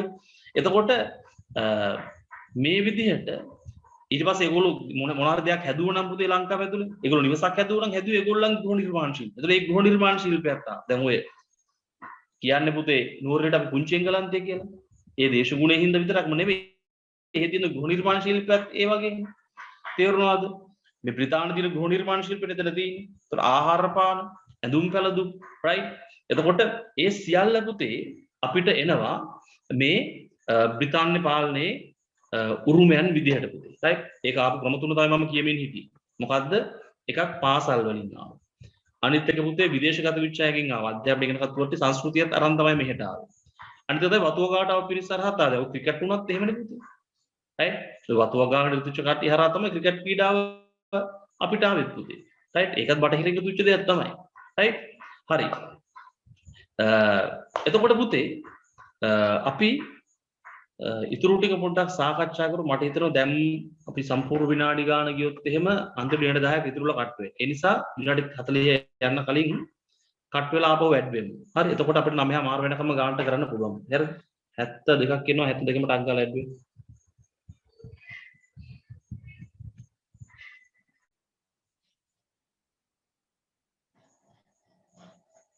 හරි පුතේ තව දෙන්නෙක් ඇඩ් වෙන්න ඉන්නවා අපි.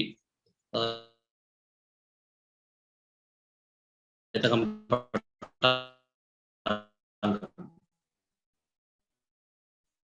හරි right දැන්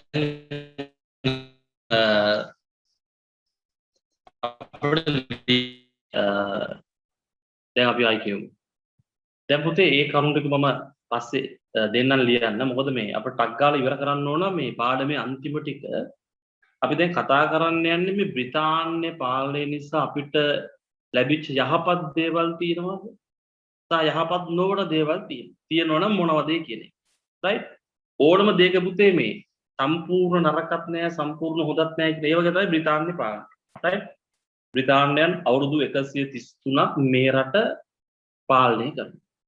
ඒ අපේ රට පාලනය කර අපිට ආදරයට නෙවෙයි. right? අපේ රටේ තියෙන වටිනා වස්තුව වටිනා ධනය මංකොල්ල කන.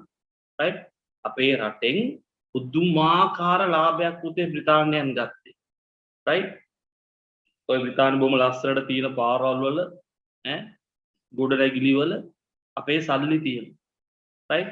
දැන් ඔය ලොකුට රාජකීයව මිදියට ඔය අපේ කොටස් තියෙන. මෙන් ඌරා අවුරුදු 233ක් ඌරන් කෑවා කියන පුතේ ලේසි නෑ. තේරුණාද මතක තියාගන්න. ඔය යුරෝපා ජාතින් එන්න කලින් අපි මේ රටේ කළ තිබිච්ච නිර්මාණත් එක්ක අරන් බැලුවම right අපිට ලොකු සල්ලියක් තිබිච්ච රටක්. ඒ සල්ලිය සම්පූර්ණයෙන්ම පොම්ප කරා බ්‍රිතාන්‍යයට ඒගොල්ලෝ අවුරුදු 133ක්. වැඩේ කියන්නේ පුතේ එහෙම අවුරුදු 133ක් අපේ රට සූරං කාලා අපිට ප්‍රයෝජනවත් යම් දේවල් ටිකක් ඉතුරු වුණා. තේරුණාද? ඒවා ඇත්තටම අපිට යහපතක් කරන්න කියලා ඒගොල්ලෝ ඉතුරු කරලා ගියපු දේවල් නෙවෙයි. නමුත් බ්‍රිතාන්‍ය පාලනය නිසා පුතේ යහපත් දේවල් කීපුත් අපිට ලැබුණා. අපිට උමනාව එක දීලා නොගියත් ඒවට ලැබුණා. ඒ නිසා අපිට අවංකව පිළිගන්න සිද්ධ වුණා යම් ප්‍රයෝජන අපිට ලැබුණා. හොඳ දේවල් ලැබුණා බ්‍රිතාන්‍ය පාලනය නිසා. බලමු මොනවද? ඔය හොඳ දේවල් ටික නිසා තමයි අමාරු කියලා සුද්ධ හිටියා නම් හොඳයි කියලා. නමුත් මතක තියාගන්න පුතේ ඒගොල්ලෝ නොහිටියා නම් ඊට වඩා ගොඩාක් දේවල් අපිට කරගන්න තිබ්බා. right? නමුත් ඒගොල්ලෝ ඉඳලා අච්චර සූරං කාලා අපිට යමකුත් ඉතුරු වුණා. එකක් තමයි ජාත්‍යන්තර භාෂාවක් වන ඉංග්‍රීසි භාෂා දැනුම රට තුල පැතිරී. ඔව්. ඒක ඉතා හොඳ දෙයක් නේ පුතේ. මොකද අපි ලෝකෙත් එක්ක ගනුදෙනු කරද්දි දැන් මේ දවස්වල ෆෝන් තියෙන හින්දා නේද? ඒ අන්තර්ජාලයට එහෙම යද්දුනොත් තේරෙනවා ඇති ඉංග්‍රීසි කියන එක හරි අවශ්‍ය කාරණයක්. right? එතකොට විදේශ රටවල ගනුදෙනු කරද්දි අපි අලුත් දැනුම ලබා ගනිද්දි අපිට ඉංග්‍රීසි කියන අත්‍යවශ්‍ය කාරණා. ලංකාවේ මිනිස්සුන් ඉංග්‍රීසි දැනුම පිට ඉතා හොඳ මට්ටමක තියෙනවනේ. දැන් ඉතින් කට්ටිය වුණු hina වෙයි. අවුරුද්දකට අපිට ඉංග්‍රීසි බෑනේ කියලා. 11 වසරේ යනකොට දැන් ඉංග්‍රීසි කියන තාම ඉංග්‍රීසි ටික බෑනේ. නෑ එහෙම නෙවෙයි. right? අපි මේක සාපේක්ෂව කතා කරන්නේ. සාපේක්ෂව බැලුවොත් පුතේ බ්‍රිතාන්‍යයන් අපි අල්ලන් හිටපු නිසා අපේ රටේ ඉංග්‍රීසි බැරි කවුරුත් නෑ. අපේ රටේ ඉංග්‍රීසි බැරි කවුරුත්ම නෑ. ඒගොල්ලෝ කියේ එහෙම කොහොමද ඒක ඉංග්‍රීසි බැරි කවුරුත්ම නෑ ඕනේ. right? ඔයගොල්ලෝ හිතන්න ඔය ජීවිතයට ඉස්කෝලේ නොගියේ. හරි? අපි හිතමු ඈත ගමක මොණරාගල පැත්තේ එහෙම ඉන්න. හරි? කුඹුරු වැඩ කරන 100 කෙනෙක්. හරි? ඉස්කෝලේ ගිහිල්ලත් නැහැ. අර කුඹුරු වැඩම තමයි කරලා තියෙන තාත්තත් එක්ක ඉඳන්. ඔව් ඉතින් අන්න ඒ වගේ කෙනෙක්ට ඉංග්‍රීසි පුළුවන්ද? එයාටත් පුළුවන්. හරි? ඒකල බලන්න ඕන දැන් ඔය 100 ටවුන් එකට ගිහිල්ලා එනවා. ඒවිල බස් එකෙන් බහිනකොට ගමේ කොල්ලෙක් හම්බ වෙනවා. හරිද? කොල්ල අහනවා 100 ගෙන් 100 කොහෙද ගියේ? හරි? පුතේ මං ටවුන් එකට ගියා. හරි? ටවුන් එකට ගිහිල්ලා බඩු ටික අරගෙන මේ බස් එකට තමයි නැග්ගේ. හරි? බස් එකේ අරගෙන මං සල්ලි දුන්නා ටිකට් දුන්නෙත් නෑ කොන්දොස්තර මහත්තයා. රයිට්? මං බෙල් එක ගැහුවට ඩ්‍රයිවර් මහත්තයා නැවතුනේ මේ ඉස්සරහට ඇවිල්ලා. හරිද? දැන් බලන්න එහෙම කතා කරලා දැනුමත් එහෙම කියනවනේ. දෙක උතර ඉංග්‍රීසි වචන කීයක් තියෙනවද පුතේ? ටවුන් එකට ගියා. ටවුන් එක. බස් එක. රයිට්? ඩ්‍රයිවර්. ටිකට් එක. බෙල් එක. තේරුණාද? ඊතරම් වචන කීයක් තියෙනවද ඉංග්‍රීසි? තේරුණාද? ඒ කියන්නේ සාමාන්‍ය ග්‍රාමීය මට්ටමේ පවා ඉංග්‍රීසි වචන කීයක් භාවිතා වෙනවා. තේරුණාද? ඒතකොට ඒක අපිට ආවේ බ්‍රිතාන්‍යයෙන් මේ රට පාලනය කිරීම නිසා. අපේ සමාජයේ ඉංග්‍රීසි පුළුවන් හැමෝටම. හරි? ඔය උදේටම පුළුවන් කියන එකේ දැක්සි. දැන් ඔයගොල්ලන්ට උනත් හරි? සමහරවිට කතා කරන්න අමාරු වෙන්න පුළුවන්. නමුත් කියන දෙයක් තේරෙන්නේ නැද්ද ඕන කෙනෙක්? රයිට්? ඉතින් අපිට කොහොමත් ඒක ඇඟටම ඇවිල්ලා තියෙනවා. අවුරුදු ගාණක් අපි ඉංග්‍රීසියෙන් පාලනය කරපු නිසා ඉංග්‍රීසි භාෂා දැනුම අපිට ලැබුණා. රයිට්? ඒක හොඳ ප්‍රතිඵලයක් විදිහට තමයි අපි දකින්නේ. ඒක නරක දෙයක් නෙවෙයි. රයිට්? ඊළඟට ගමනාගමන කටයුතු සහ sannivedana කටයුතු දියුණු. ඕ පුතේ. පාරවල් ටික දැන් ඔය ගානට දියුණු කර විශේෂයෙන්ම දුම්රිය මාර්ග ටික. රයිට්? මේ බ්‍රිතාන්‍ය කාලේ තමයි. රයිට්? මහා මාර්ග සම්බන්ධයෙන් ගත්තොත් නම් පුතේ අපි මහා මාර්ග ඉස්සර හදලා තිබ්බා. නමුත් පස්සේ කාලෙක අපි මහා මාර්ග හදන එක පාලන හදන එක නැවැත්තුවා. ආරක්ෂක කාරණා දැන් මහනුවර රාජධානි සමය පුතේ අපි මහලිය කරා පාලවත් දැම්මේ නැහැ. දැම්මේ නැත්තේ ඒක අපේ ආරක්ෂාවට තරජනයක් වෙච්ච නිසා. හැබැයි බ්‍රිතාන්‍යයෙන් පුතේ හැම ගඟටම දැම්ම පාරක්. right? පාරවල් හැදුවා. දැන් එඩ්වඩ් බාස් ආණ්ඩුකාරය කියපු දේ යන ලංකාවට පළමුවත් අවශ්‍ය පාරවල්, දෙවනුවත් අවශ්‍ය පාරවල්, තුන්වනුවත් අවශ්‍ය පාරවල් කිව්වනේ. කියලා පුතේ පාරවල් ටික නියමටම හැදුවා. දුම්රිය මාර්ග හැමතරටම දැම්ම. දැන් දුම්රිය සේවය කියන්නේ මිල අධික සේවයක්. ඒත් ලංකාව වගේ රටකට දුම්රිය පද්ධති ඉක්මනටම ආවේ බ්‍රිතාන්‍යය මෙරට අල්ලන් හිටපු හින්දා. ඒක අපිට පිළිගන්න වෙනවා. හැබැයි ඒකක්වත් කරේ අපට ආදරයට නෙමෙයි. පාරවල් ටික හැදුවේ වතුව ගාව නිසා. දුම්රිය ගෙනාවේ දුම්රිය මාර්ග දෙම වතුව ගාව නිසා. හැබැයි යනකොට රේල් පාර ගලවන්න යන්න බෑනේ. ඒක තියලා යන සිද්ධ වුණා. ඒක අපිට ලොකු ප්‍රයෝජනයක්. right? දැන් අදට අපිට ඔය ටින් අගලක් එහාට හදා ගන්න බැරි මට්ටමකට දීන්නේ පුතේ. තේරුණාද? දුම්රිය මාර්ගයක්වත්. එතකොට ඒ නිසා ඒක හොඳ දෙයක්. sannivedanayaත් එහෙම අපේ තැපැල් සේවයේ දියුණු වෙන මුලින්ම අශ්වකරත් තැපැල් සේවය පටන් ගන්න වතුව ගාව නිසානේ. ලංකාවේ sannivedanaya කියන එක දියුණු වෙන්නේ පුතේ බ්‍රිතාන්‍ය පාලනය නිසා අනිත් රට වලට වඩා. ඒ නිසා ඒකත් හොඳ දෙයක් විදිහට අපි දාලා ගන්නවා. right? ඊළඟ පුතේ අපනයන වැවිලි භෝග හඳුන්වා දීම. ඔව්. දැන් පුතේ බලන්න අදටත් ලංකාවට වැඩි ආදායමක් ලැබෙන දෙයක් නැති. දැන් තුන්වෙනියට විතර වැඩි ආදායම ලැබෙන්නේ තේවලි. right? ඒක අපිට බ්‍රිතාන්‍යයෙන් හඳුන්වා දීපු දෙයක්. ඒක අපේ ආර්ථිකයට ලොකු දායකත්වයක් දක්වනවා. ඒ නිසා ඒක නරකයි කියලා බෑ. මේ සුද්ධ හඳුන්වපු දීපු දෙයක් අපිට තේපා කියලා අපි අයින් කරා. නෑ සුද්ධගේ කාලේ තමයි පුතේ සිලෝන් ටී කියන බ්‍රෑන්ඩ් නේම් එක හැදුනේ. ඒ බ්‍රෑන්ඩ් නේම් එකෙන් තමයි තාම මාකට් එකට යන්නේ. තේරුණාද? අපි ශ්‍රී ලංකා ටී කියන්නේ නැත්නම් සිලෝන් ටී. සුද්ධ කිව්වේ සිලෝන් කියලා. ඒකම තමයි යන්නේ. ඒකට මාකට් එකක් තියෙනවා. right? සුද්ධ තමයි ඒක හදලා දුන්නේ. ඒක ඇත්ත. ඒක අපිට ප්‍රයෝජනවත්. right? අපිට පුතේ අපිව අල්ලන් තියා අපිට විරුද්ධව වැඩ කරා. right? ඒ නිසා කිසිම හොඳක් නැහැ කියලා කියන්න ඕනේ නැහැ. ඇත්තටම හොඳක් වුණා නම් අපි හොඳක් වුණා කියලා පිළිගන්න ඕන. මේ තියෙන හොඳ දේවල්. තේරුණාද? කාර්මික විප්ලවය බලපෑම මෙරට ලැබී. ඔව් ඔයගොල්ලෝ දන්නවා පළවෙනි පාඩම ඉගෙන ගත්ත කාර්මික විප්ලවය ආරම්භ වෙන්නේ බ්‍රිතාන්‍යයෙන්. ඒතර බ්‍රිතාන්‍යයෙන් අපිව අල්ලන් හිටපු නිසා පුතේ කාර්මික විප්ලවය බලපෑම අපිට ඉක්මනට දැනෙනවා. එහෙම නොවුණා නම් කාර්මික විප්ලවය බලපෑම අපිට ඉන්න ගොඩාක් පහු වෙන්න තිබ්බා. මොකද ඒ අන්ත සූත්‍ර ඒවා හරි මිල අධිකයි පටන් ගත්ත මුල් කාලේ. නමුත් මුල් කාලෙම අපිට ඒවා ලැබෙන්න පුතේ විවිධ කර්මාන්ත වලට. right? ඒ බලපෑම දුම්රිය මාර්ග සහ දුම්රිය කියන්නේ කාර්මික බලපෑම. ඒවා ඉක්මනටම ලැබෙන්නේ පුතේ බ්‍රිතාන්‍යයෙන් අපිව අල්ලන් හිටපු නිසා. ඒකත් හොඳ ප්‍රතිඵලයක් තමයි. දැන් ඊළඟ එක නම් පුතේ පාර්ලිමේන්තුව ආණ්ඩුක්‍රමයේ දීලා තියෙනවා. මේක දාලා තියෙන්නේ මේ හොඳ ප්‍රතිඵල වලට. දැන් ඔයගොල්ලෝ විශ්වාස කරනවද කවුරුත් පාර්ලිමේන්තුව ආණ්ඩුක්‍රමයේ ලංකාවට හොදක් වුණා කියලා? දැන් මම නම් පුද්ගලිකව විශ්වාස කරන්නේ නැහැ පුතේ. right? හැබැයි මේක දාලා තියෙනවා මෙතෙන්ට ඒක හොඳයි කියලා. right? දැන් හිතලා බලන්න ලංකාව දියුණු රටක්ව තිබ්බේ මේ රජ කෙනෙක් සහ නිලධාරීන් පිරිසක් රට පාලනය කරන කාලෙද? දැන් ওই 225ක් එක් රට පාලනය කරන කාලෙද කියන්නේ? මේ රට දියුණුව තිබ්බේ.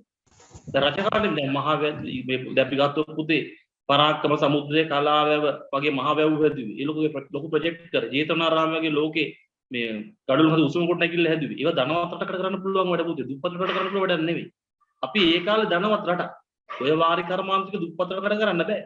ඔය චෛත්‍යික දුප්පත් රටකට හදන්න බෑ පුතේ. ඔය හදන්න දුවේ අනුරාධපුර පොළොන්නරුව ටික දුප්පත් රටකට. ඒව හැදුවේ අපි සල්ලි තිබිච්ච නිසා. අපි සල්ලිකා. ඒතර රජවරු පාලනය කරා අපි බොහොම ධනවත් රටක්. දැන් පාර්ලිමේන්තු ක්‍රමය කියලා එකක් හඳුන්වලා දීලා දැන් අපි ධනවත් රටක් වෙලා. අපි බංග්ලාදේශලුත් ණය ගන්න. ඉතියෝපියාවටත් අන්තයි. තේරුණාද? එතකොට ඉතින් ඕන විදිහට බලද්දි එහෙනම් ඇයි ඉතින් මෙතන මේ ප්‍රයෝජනවත් අංග කියන එකට පාර්ලිමේන්තු ආණ්ඩුක්‍රම මේක දාලා තියෙන්නේ පුතේ මේ පොත් හදන්නේ මේවා ලියන්නේ right මේ කෝල්ඩ්රුක් හඳුන්වා දීපු අධ්‍යාපන ක්‍රමයෙන් ඉහළට ආපු ලොක්කම තමයි හරි ඒගොල්ලෝ right ඒගොල්ලෝ විශ්වාස කරනවා යුරෝපයෙන් ආව පාර්ලිමේන්තු ආණ්ඩුක්‍රමේ හරි ෂෝක් කියලා කළු සුදු ඉන්නේ පුතේ පාර්ලිමේන්තු විතරක් නෙමෙයි මිනිස්සු කියන්නේ මේ ඉහළ පරිපාලන තැන්වල ගොඩක් තැන්වල ඉන්නේ පුතේ එහෙම කට්ටිය තමයි. එහෙම බැලුවම ඕගොල්ලෝ 10 වසර අච්චුපත කියන අත්වැරද්දා. හිතෙන්නේ නැද්ද ඕගොල්ලෝ 10 වසර අච්චුපත අත්වැරද්දා. ඒක තනි පුද්ගලයෙක්ගේ ප්‍රබල පදවියක් තීම මත සිදුවෙච්ච දෙයක් මහාචාර්ය රාජසෝම දේවසර්. තේරුණාද? එයා නොහිටියන්නම් ඔය වටිනා කරුණු ටික ඕගොල්ලෝ 10 වසර ඉගෙන ගන්න හම්බ වෙන්නේ නැහැ. රයිට්? බටහිර අධ්‍යාපනයේම ඔළුව හොදගත්තු පිරිසක්ම හිටියනම් ඒගොල්ලෝ ඉක්මෝ ඒ දේශීය දැනුම ඒවට යන්න කැමති නැහැ නේ. ඒ පෙරදෙන ඒ තමයි ඉඳලා. ඒක මේ දැන් මේකේ සංස්කාරක මණ්ඩලයේ ඉතින් අපේ සර් නැහැ. හරි. ඒතර පාර්ලිමේන්තු ආණ්ඩුවේ හොඳයි කියලා හිතන කට්ටියක් තමයි ඉතින් මේක ඉන්නේ පුතේ. ඉතින් අපිට පොතේ එහෙම ලියමු ඉතින්. හරි. අපි ඉගෙන ගන්න කෝල් බුක් අධ්‍යාපන ක්‍රමයට යටතේ දාන්න හරි. ඒගොල්ලන්ට අනුව ඒක හොඳ දෙයක්. හරි. අස්පනා පිට හැබැයි හොඳ නැහැ කියලා පේනවා. හරි. අපි බලමු පුතේ අහිතකර බලපෑම් මොනවද කියලා. අහිතකර බලපෑම් තමයි පුතේ වැඩි. හැබැයි අපේ සමහර මෝඩ මිනිස්සු කියනවා පුතේ right රටේ කියන කතාවක් තමයි පුතේ මේ සුද්ධ හිටියා නම් හරි හොඳයි. හරිද? හරි ජනප්‍රිය කතාවක් තමයි කතාව කියන්නේ ලංකාවට නිදහස ලැබෙනකොට ඒක පුද්ගල ආදායමෙන් අපි දෙවෙනි උනේ ජපානයට විතරයි. ලංකාවේ හිටියේ දෙවෙනි තැන. right බලන්න අවුරුදු 70 ගානකට පාලකෝ මේ රට ගෙන ආපු තැන. සුද්ධ හිටියා නම් මේ රට කොච්චර ෂෝක්ද? එහෙනම් දැන් මේක මේ දියුණු රටක් බවට පත් කරලා. සම්පූර්ණයෙන් වැරදි කතාවක්. තේරුණාද? ඉතිහාසය දන්නේ නැති මිනිස්සු කියන කතාව. එහෙම මෙන් අල්ලන්න. දැන් ඔය කියපු කතාව ඇත්ත. කෑල්ලක් ඇත්ත. අපි තමයි ආසියාවේ දෙකට හිටියේ පුතේ. ඒක ඇත්ත තමයි. ඒක පුද්ගල ආදායමෙන් දෙවෙනි හිටියේ අපි තමයි. ඒකේ සමස්ත රටේම ආර්ථිකය කියවෙන්නේ නැහැ. right? අපිට පුතේ එච්චර හොඳ ඒක පුද්ගල ආදායමක් තිබ්බේ වතු වගාව නිසා පුතේ ලොකු මුදලක් ලංකාවට තේපොළ රබර් ටික එකල ලැබුණා. එතකොට ඒ ටික හිමි වෙලා තිබ්බේ පුතේ යුරෝපා ජාතීන්ට ලංකාවට. එතකොට සම්පූර්ණ ආදායම ආවේ පුතේ ඒ යුරෝපා ජාතීන්ටයි ලංකාවට සුළු අර මධ්‍යම පන්තියට සුළු පිරිසකටයි විතරයි. මේ රටේ සාතිශය බහුතරයක් අන්ත දුක්ඛිත භාවයෙන් හිටියේ. අර පරණ වීඩියෝස් කරන් බලන්න කොහොම ටීවී එකේ වෙන්නන්නේ මිනිස්සුන්ගේ හැටි පාරවල වල හැටි බස් වල හැටි කොහොමද තිබ්බේ කියලා. තේරුණාද? මහා නොදියුණු මට්ටමකට තිබ්බේ. නිදහස ලැබෙනකොට එහෙම තමයි තිබ්බේ. ඒ සුද්ධ මේක සුරංගනා ලෝකයක් හදලා ගියේ නෑ. සල්ලි ටික තිබ්බේ කීප දෙනෙක් ගා. ඒ ආර්ථික තත්ත්වවලින් තමයි කියන්නේ ඒක පුද්ගල ආදායම මේ අපි හිටියේ දෙවෙනි හරි කියලා. එතකොට ආදායම් බෙදීම විෂමතාවය පුදුමාකාර විදිහට වැඩි. හරි ඉතාලම සුළු පිළිස ලොකු මුදලක් තිබ්බා. ඉතුරු අය අන්තදසන මට්ටමකට තිබ්බේ. තේරුණාද? එතකොට ඒකයි මම කියන්නේ ඒ කතාව වැරදි කතාවක්. right?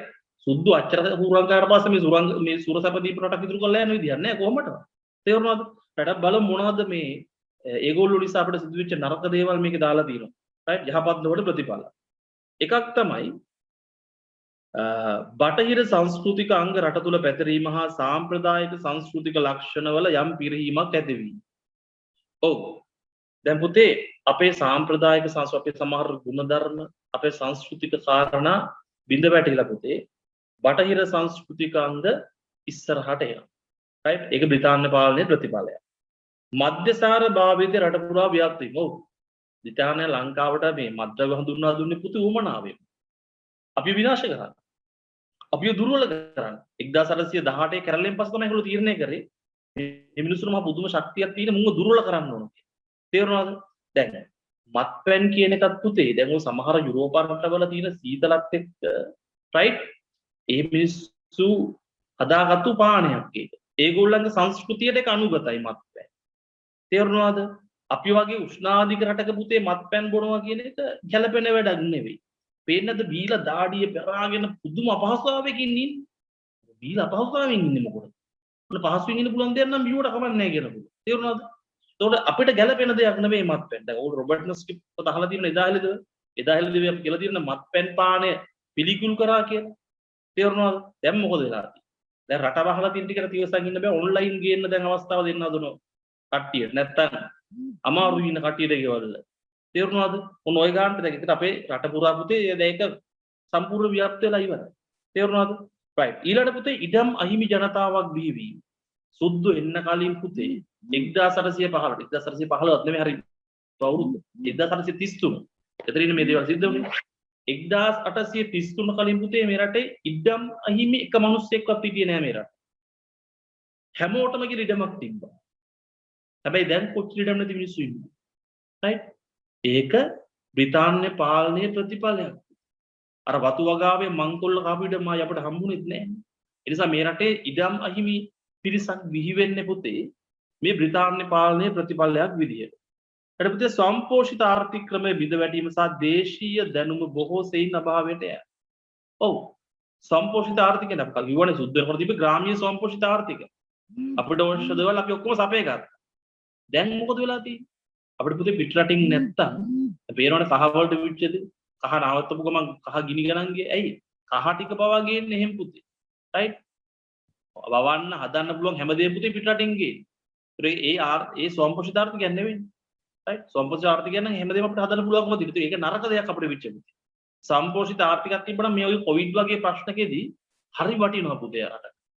right? එතකොට අපිට කොහොම කරත් ආර්ථිකය වැටෙන්නේ නැතුව වරයි යනවා. දැන් ආර්ථිකය වැටිලා බිඳිලා කැඩිලා දැන් ඔය පෙට්‍රල් මිල වැඩි කරන්නේ. පිටරට පෙට්‍රල් මිල වැඩි වෙච්ච හින්දා නෙවෙයි. ලෝකල් පොලේ කතාවක් හින්දා නෙවෙයි. ආර්ථිකය දුවන්න බෑ. right? ඒක මේ පවතින ආණ්ඩුවේ පුද්ගලික වැරද්දක් හින්දා වෙච්ච දෙයක් නෙවෙයි පුතේ. ඒගොල්ලෝගේ තඩුපාඩු තියෙනවා. කලින් ආයෙත් තියෙනවා. කොවිඩ් ප්‍රශ්නෙත් එක්ක පුතේ මේ ආර්ථික ක්‍රමේ දරා ගන්න බෑ. හරිද? හැමදේම පිටරටත් එක්ක ගනුදෙනු කරපු ආර්ථිකයකට පුතේ මේක රට වහල එක රට වහන විදිහට තියෙන මේගොල්ලෝ. මේ ආර්ථිකය දැන් දරා ගන්න බෑ. ඒ නිසා තමයි දැන් ආණ්ඩුවට තිබ්බ පුතේ මේ ඇවිල්ලා අර එක එක රඟපෑම් කරනදු කෙලින්ම කියන්නේ ආර්ථිකය ගෙනියන්න බෑ. අපි දැන් නැත්තටම නැති වෙලා ඉන්නේ. මේකටයි පෙට්‍රල් වැඩි කරේ. නැත්තු බොරුට මේ වෙලාව වැඩි කිරීම හොඳ නෑ. අරයා වැඩි කරා කියලා මේ රඟපෑම් කරලා නිකන් මේ මිනිස්සු එහෙම යවන්න ඕනේ නෑ. ඇත්ත කතාව ඒකයි. ආර්ථිකය වැටලුවා. තේරුණාද?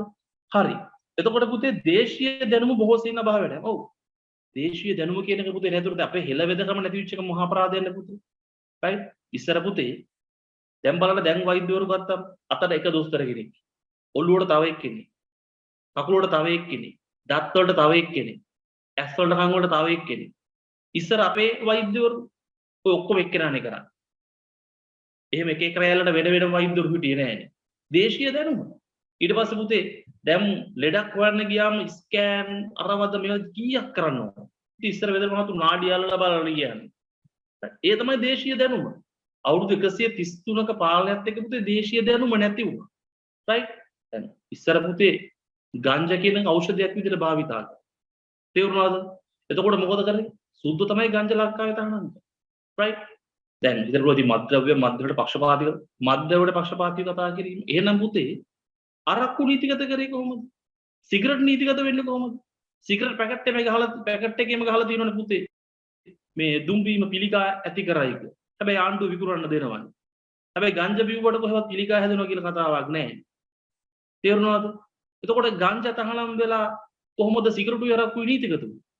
ඒක සුද්ධ කරපු වැඩ පුතේ. තේරුණාද? අපිට ඒවෙන් අයින් වෙන්න බෑ.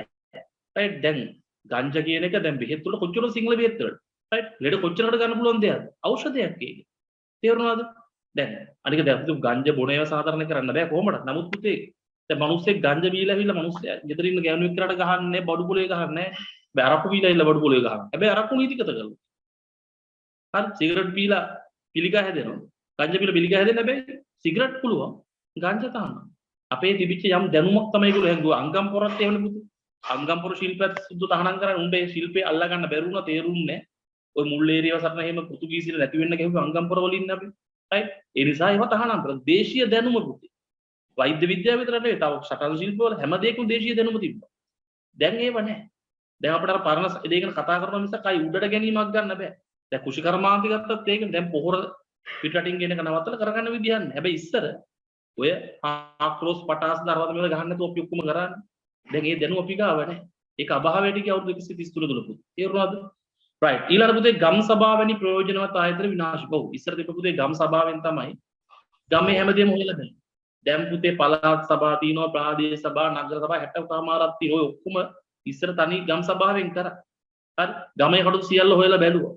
පොඩි පොඩි ආරවල විසඳුවා. පුදුම සේවයක් වෙච්ච ආයතනයක් ගම් සභාව. ඒක අයින් කරලා අලුත් පරිපාලන 100ක් විතර ආයතන ගෙනාවා මේගොල්ලෝ. ඒවා සාර්ථක නැහැ. තේරුණාද? සමහර ඒවා ගෙනාවා පුතේ සුද්ධ. සමහර ඒවා ගෙනාවා පස්සේ ආපු කළු සුද්ධ. right? ගෙනල්ලා අරකම දිගුණ තියෙන පුතේ. තේරුණාද? right. එතකොට ඔන්න ඔය ටික තමයි පුතේ මේ බ්‍රිතාන්‍ය පාලනය නිසා තියෙන නරක නැත්තම් යහපත් නොවන ප්‍රතිඵල. right? ඉතිහාසය හරියට ඉගෙන ගත්තු කවුරුත් Facebook එකේ post දාන්නේ නැහැ. සුද්දා අනේ හිටියනම් හොඳයි. එහෙනම් මීට වඩා දියුණුයි කියලා. මොකද ඒගොල්ලෝ අපිට පුදුමාකාර හානියක් කරලා ගියේ අර ආර්ථික දත්ත නිවැරදි දත්ත නෙවෙයි. නිවැරදි දත්ත කියන්නේ අංකමය ගත විදිහට හරි. අංක විදිහට ගත්තොත් හරි. හරිද? හැබැයි ඇතුළත තත්ත්වයේ ඊට වඩා නරක තත්ත්වයක් තිබුණා. හරි. එහෙනම් පුතේ දැන් අපිට සම්පූර්ණයෙන්ම මුළු ටියුට් එකටම උත්තර ලියන්න පුළුවන්. හරිද? එතකොට මේ අන්තිමට අද කතා කරපු ටිකේ උත්තර ටික මම දැන් ගෲප් එකට දානවා. හරිද? දැන් මට උත්තර දාන්න තියෙන්නේ 4ටයි. නේ 5ටයි. 44 45 46 47 48 මම දැන් උත්තර දානවා. මොකද ඒ ටික මම නෝට් එකක් දීලත් නැහැ. ඒ නිසා මම තමයි ඒ ටික උත්තර දෙන්නේ. ඔයගොල්ලෝ ලියා ගන්න. හැබැයි 32 දක්වා පුතේ ඔයගොල්ලෝ තනියෙන් ලියන්න ඕන. රයිට් මම ලියන්න කියලා කිව්වා. 32 දක්වා උත්තර මම ඔක්කොම ලියන්නේ පුතේ. ඒ ටික ලියලා මම දාන්නම්. ඕගොල්ලෝ එතකොට හරි වැරදි ටික බලා ගන්න. ඒක නැවත මම කියවන්න අවශ්‍යතාවයක් නැහැ. මොකද මම ඒක නෝට් එක දීලා තියෙන එක. ඒකෙන් බලන් ඕකට ඒක කම්ප්ලීට් කරගන්න තියෙන්නේ. හරි? උත්තර ටික දැන් මේක බලන්න. මේ ටික හැබැයි මම දැන් දෙන්නම්. ඕගොල්ලෝ ලියා ගන්න. අපිට එතකොට පුළුවන් පුතේ ලබන සතියේ අලුත් පාඩම පටන් ගන්න 6 වෙනි පාඩම. හරිද? අට ඇරලා තිබ්බොත් ඒක ටක් ගාලා print out කරලා නැත්නම් අපි කොහොම හරි කරන් යමු. හරි. එහෙනම් පුතේ අදට මම මෙච්චරයි කරන්නේ. කියපු ටික ඔලුවට යන්නේ නැති කියලා මම හිතනවා. රයිට්? දැන් වීඩියෝ එක ආවට පස්සේ පුතේ මම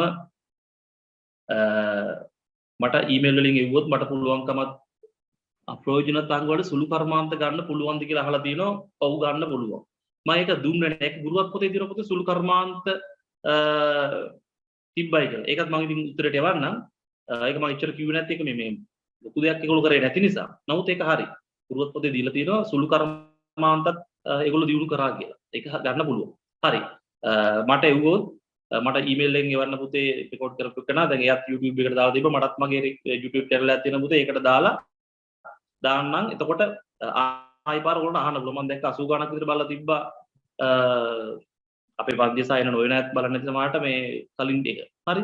එතකොට ආපහු මතක් කරගන්න පුළුවන්. දැන් මම මේ කියපු ටික ආපහු ලියා ගන්න පුළුවන් ඒකෙන් අහලා.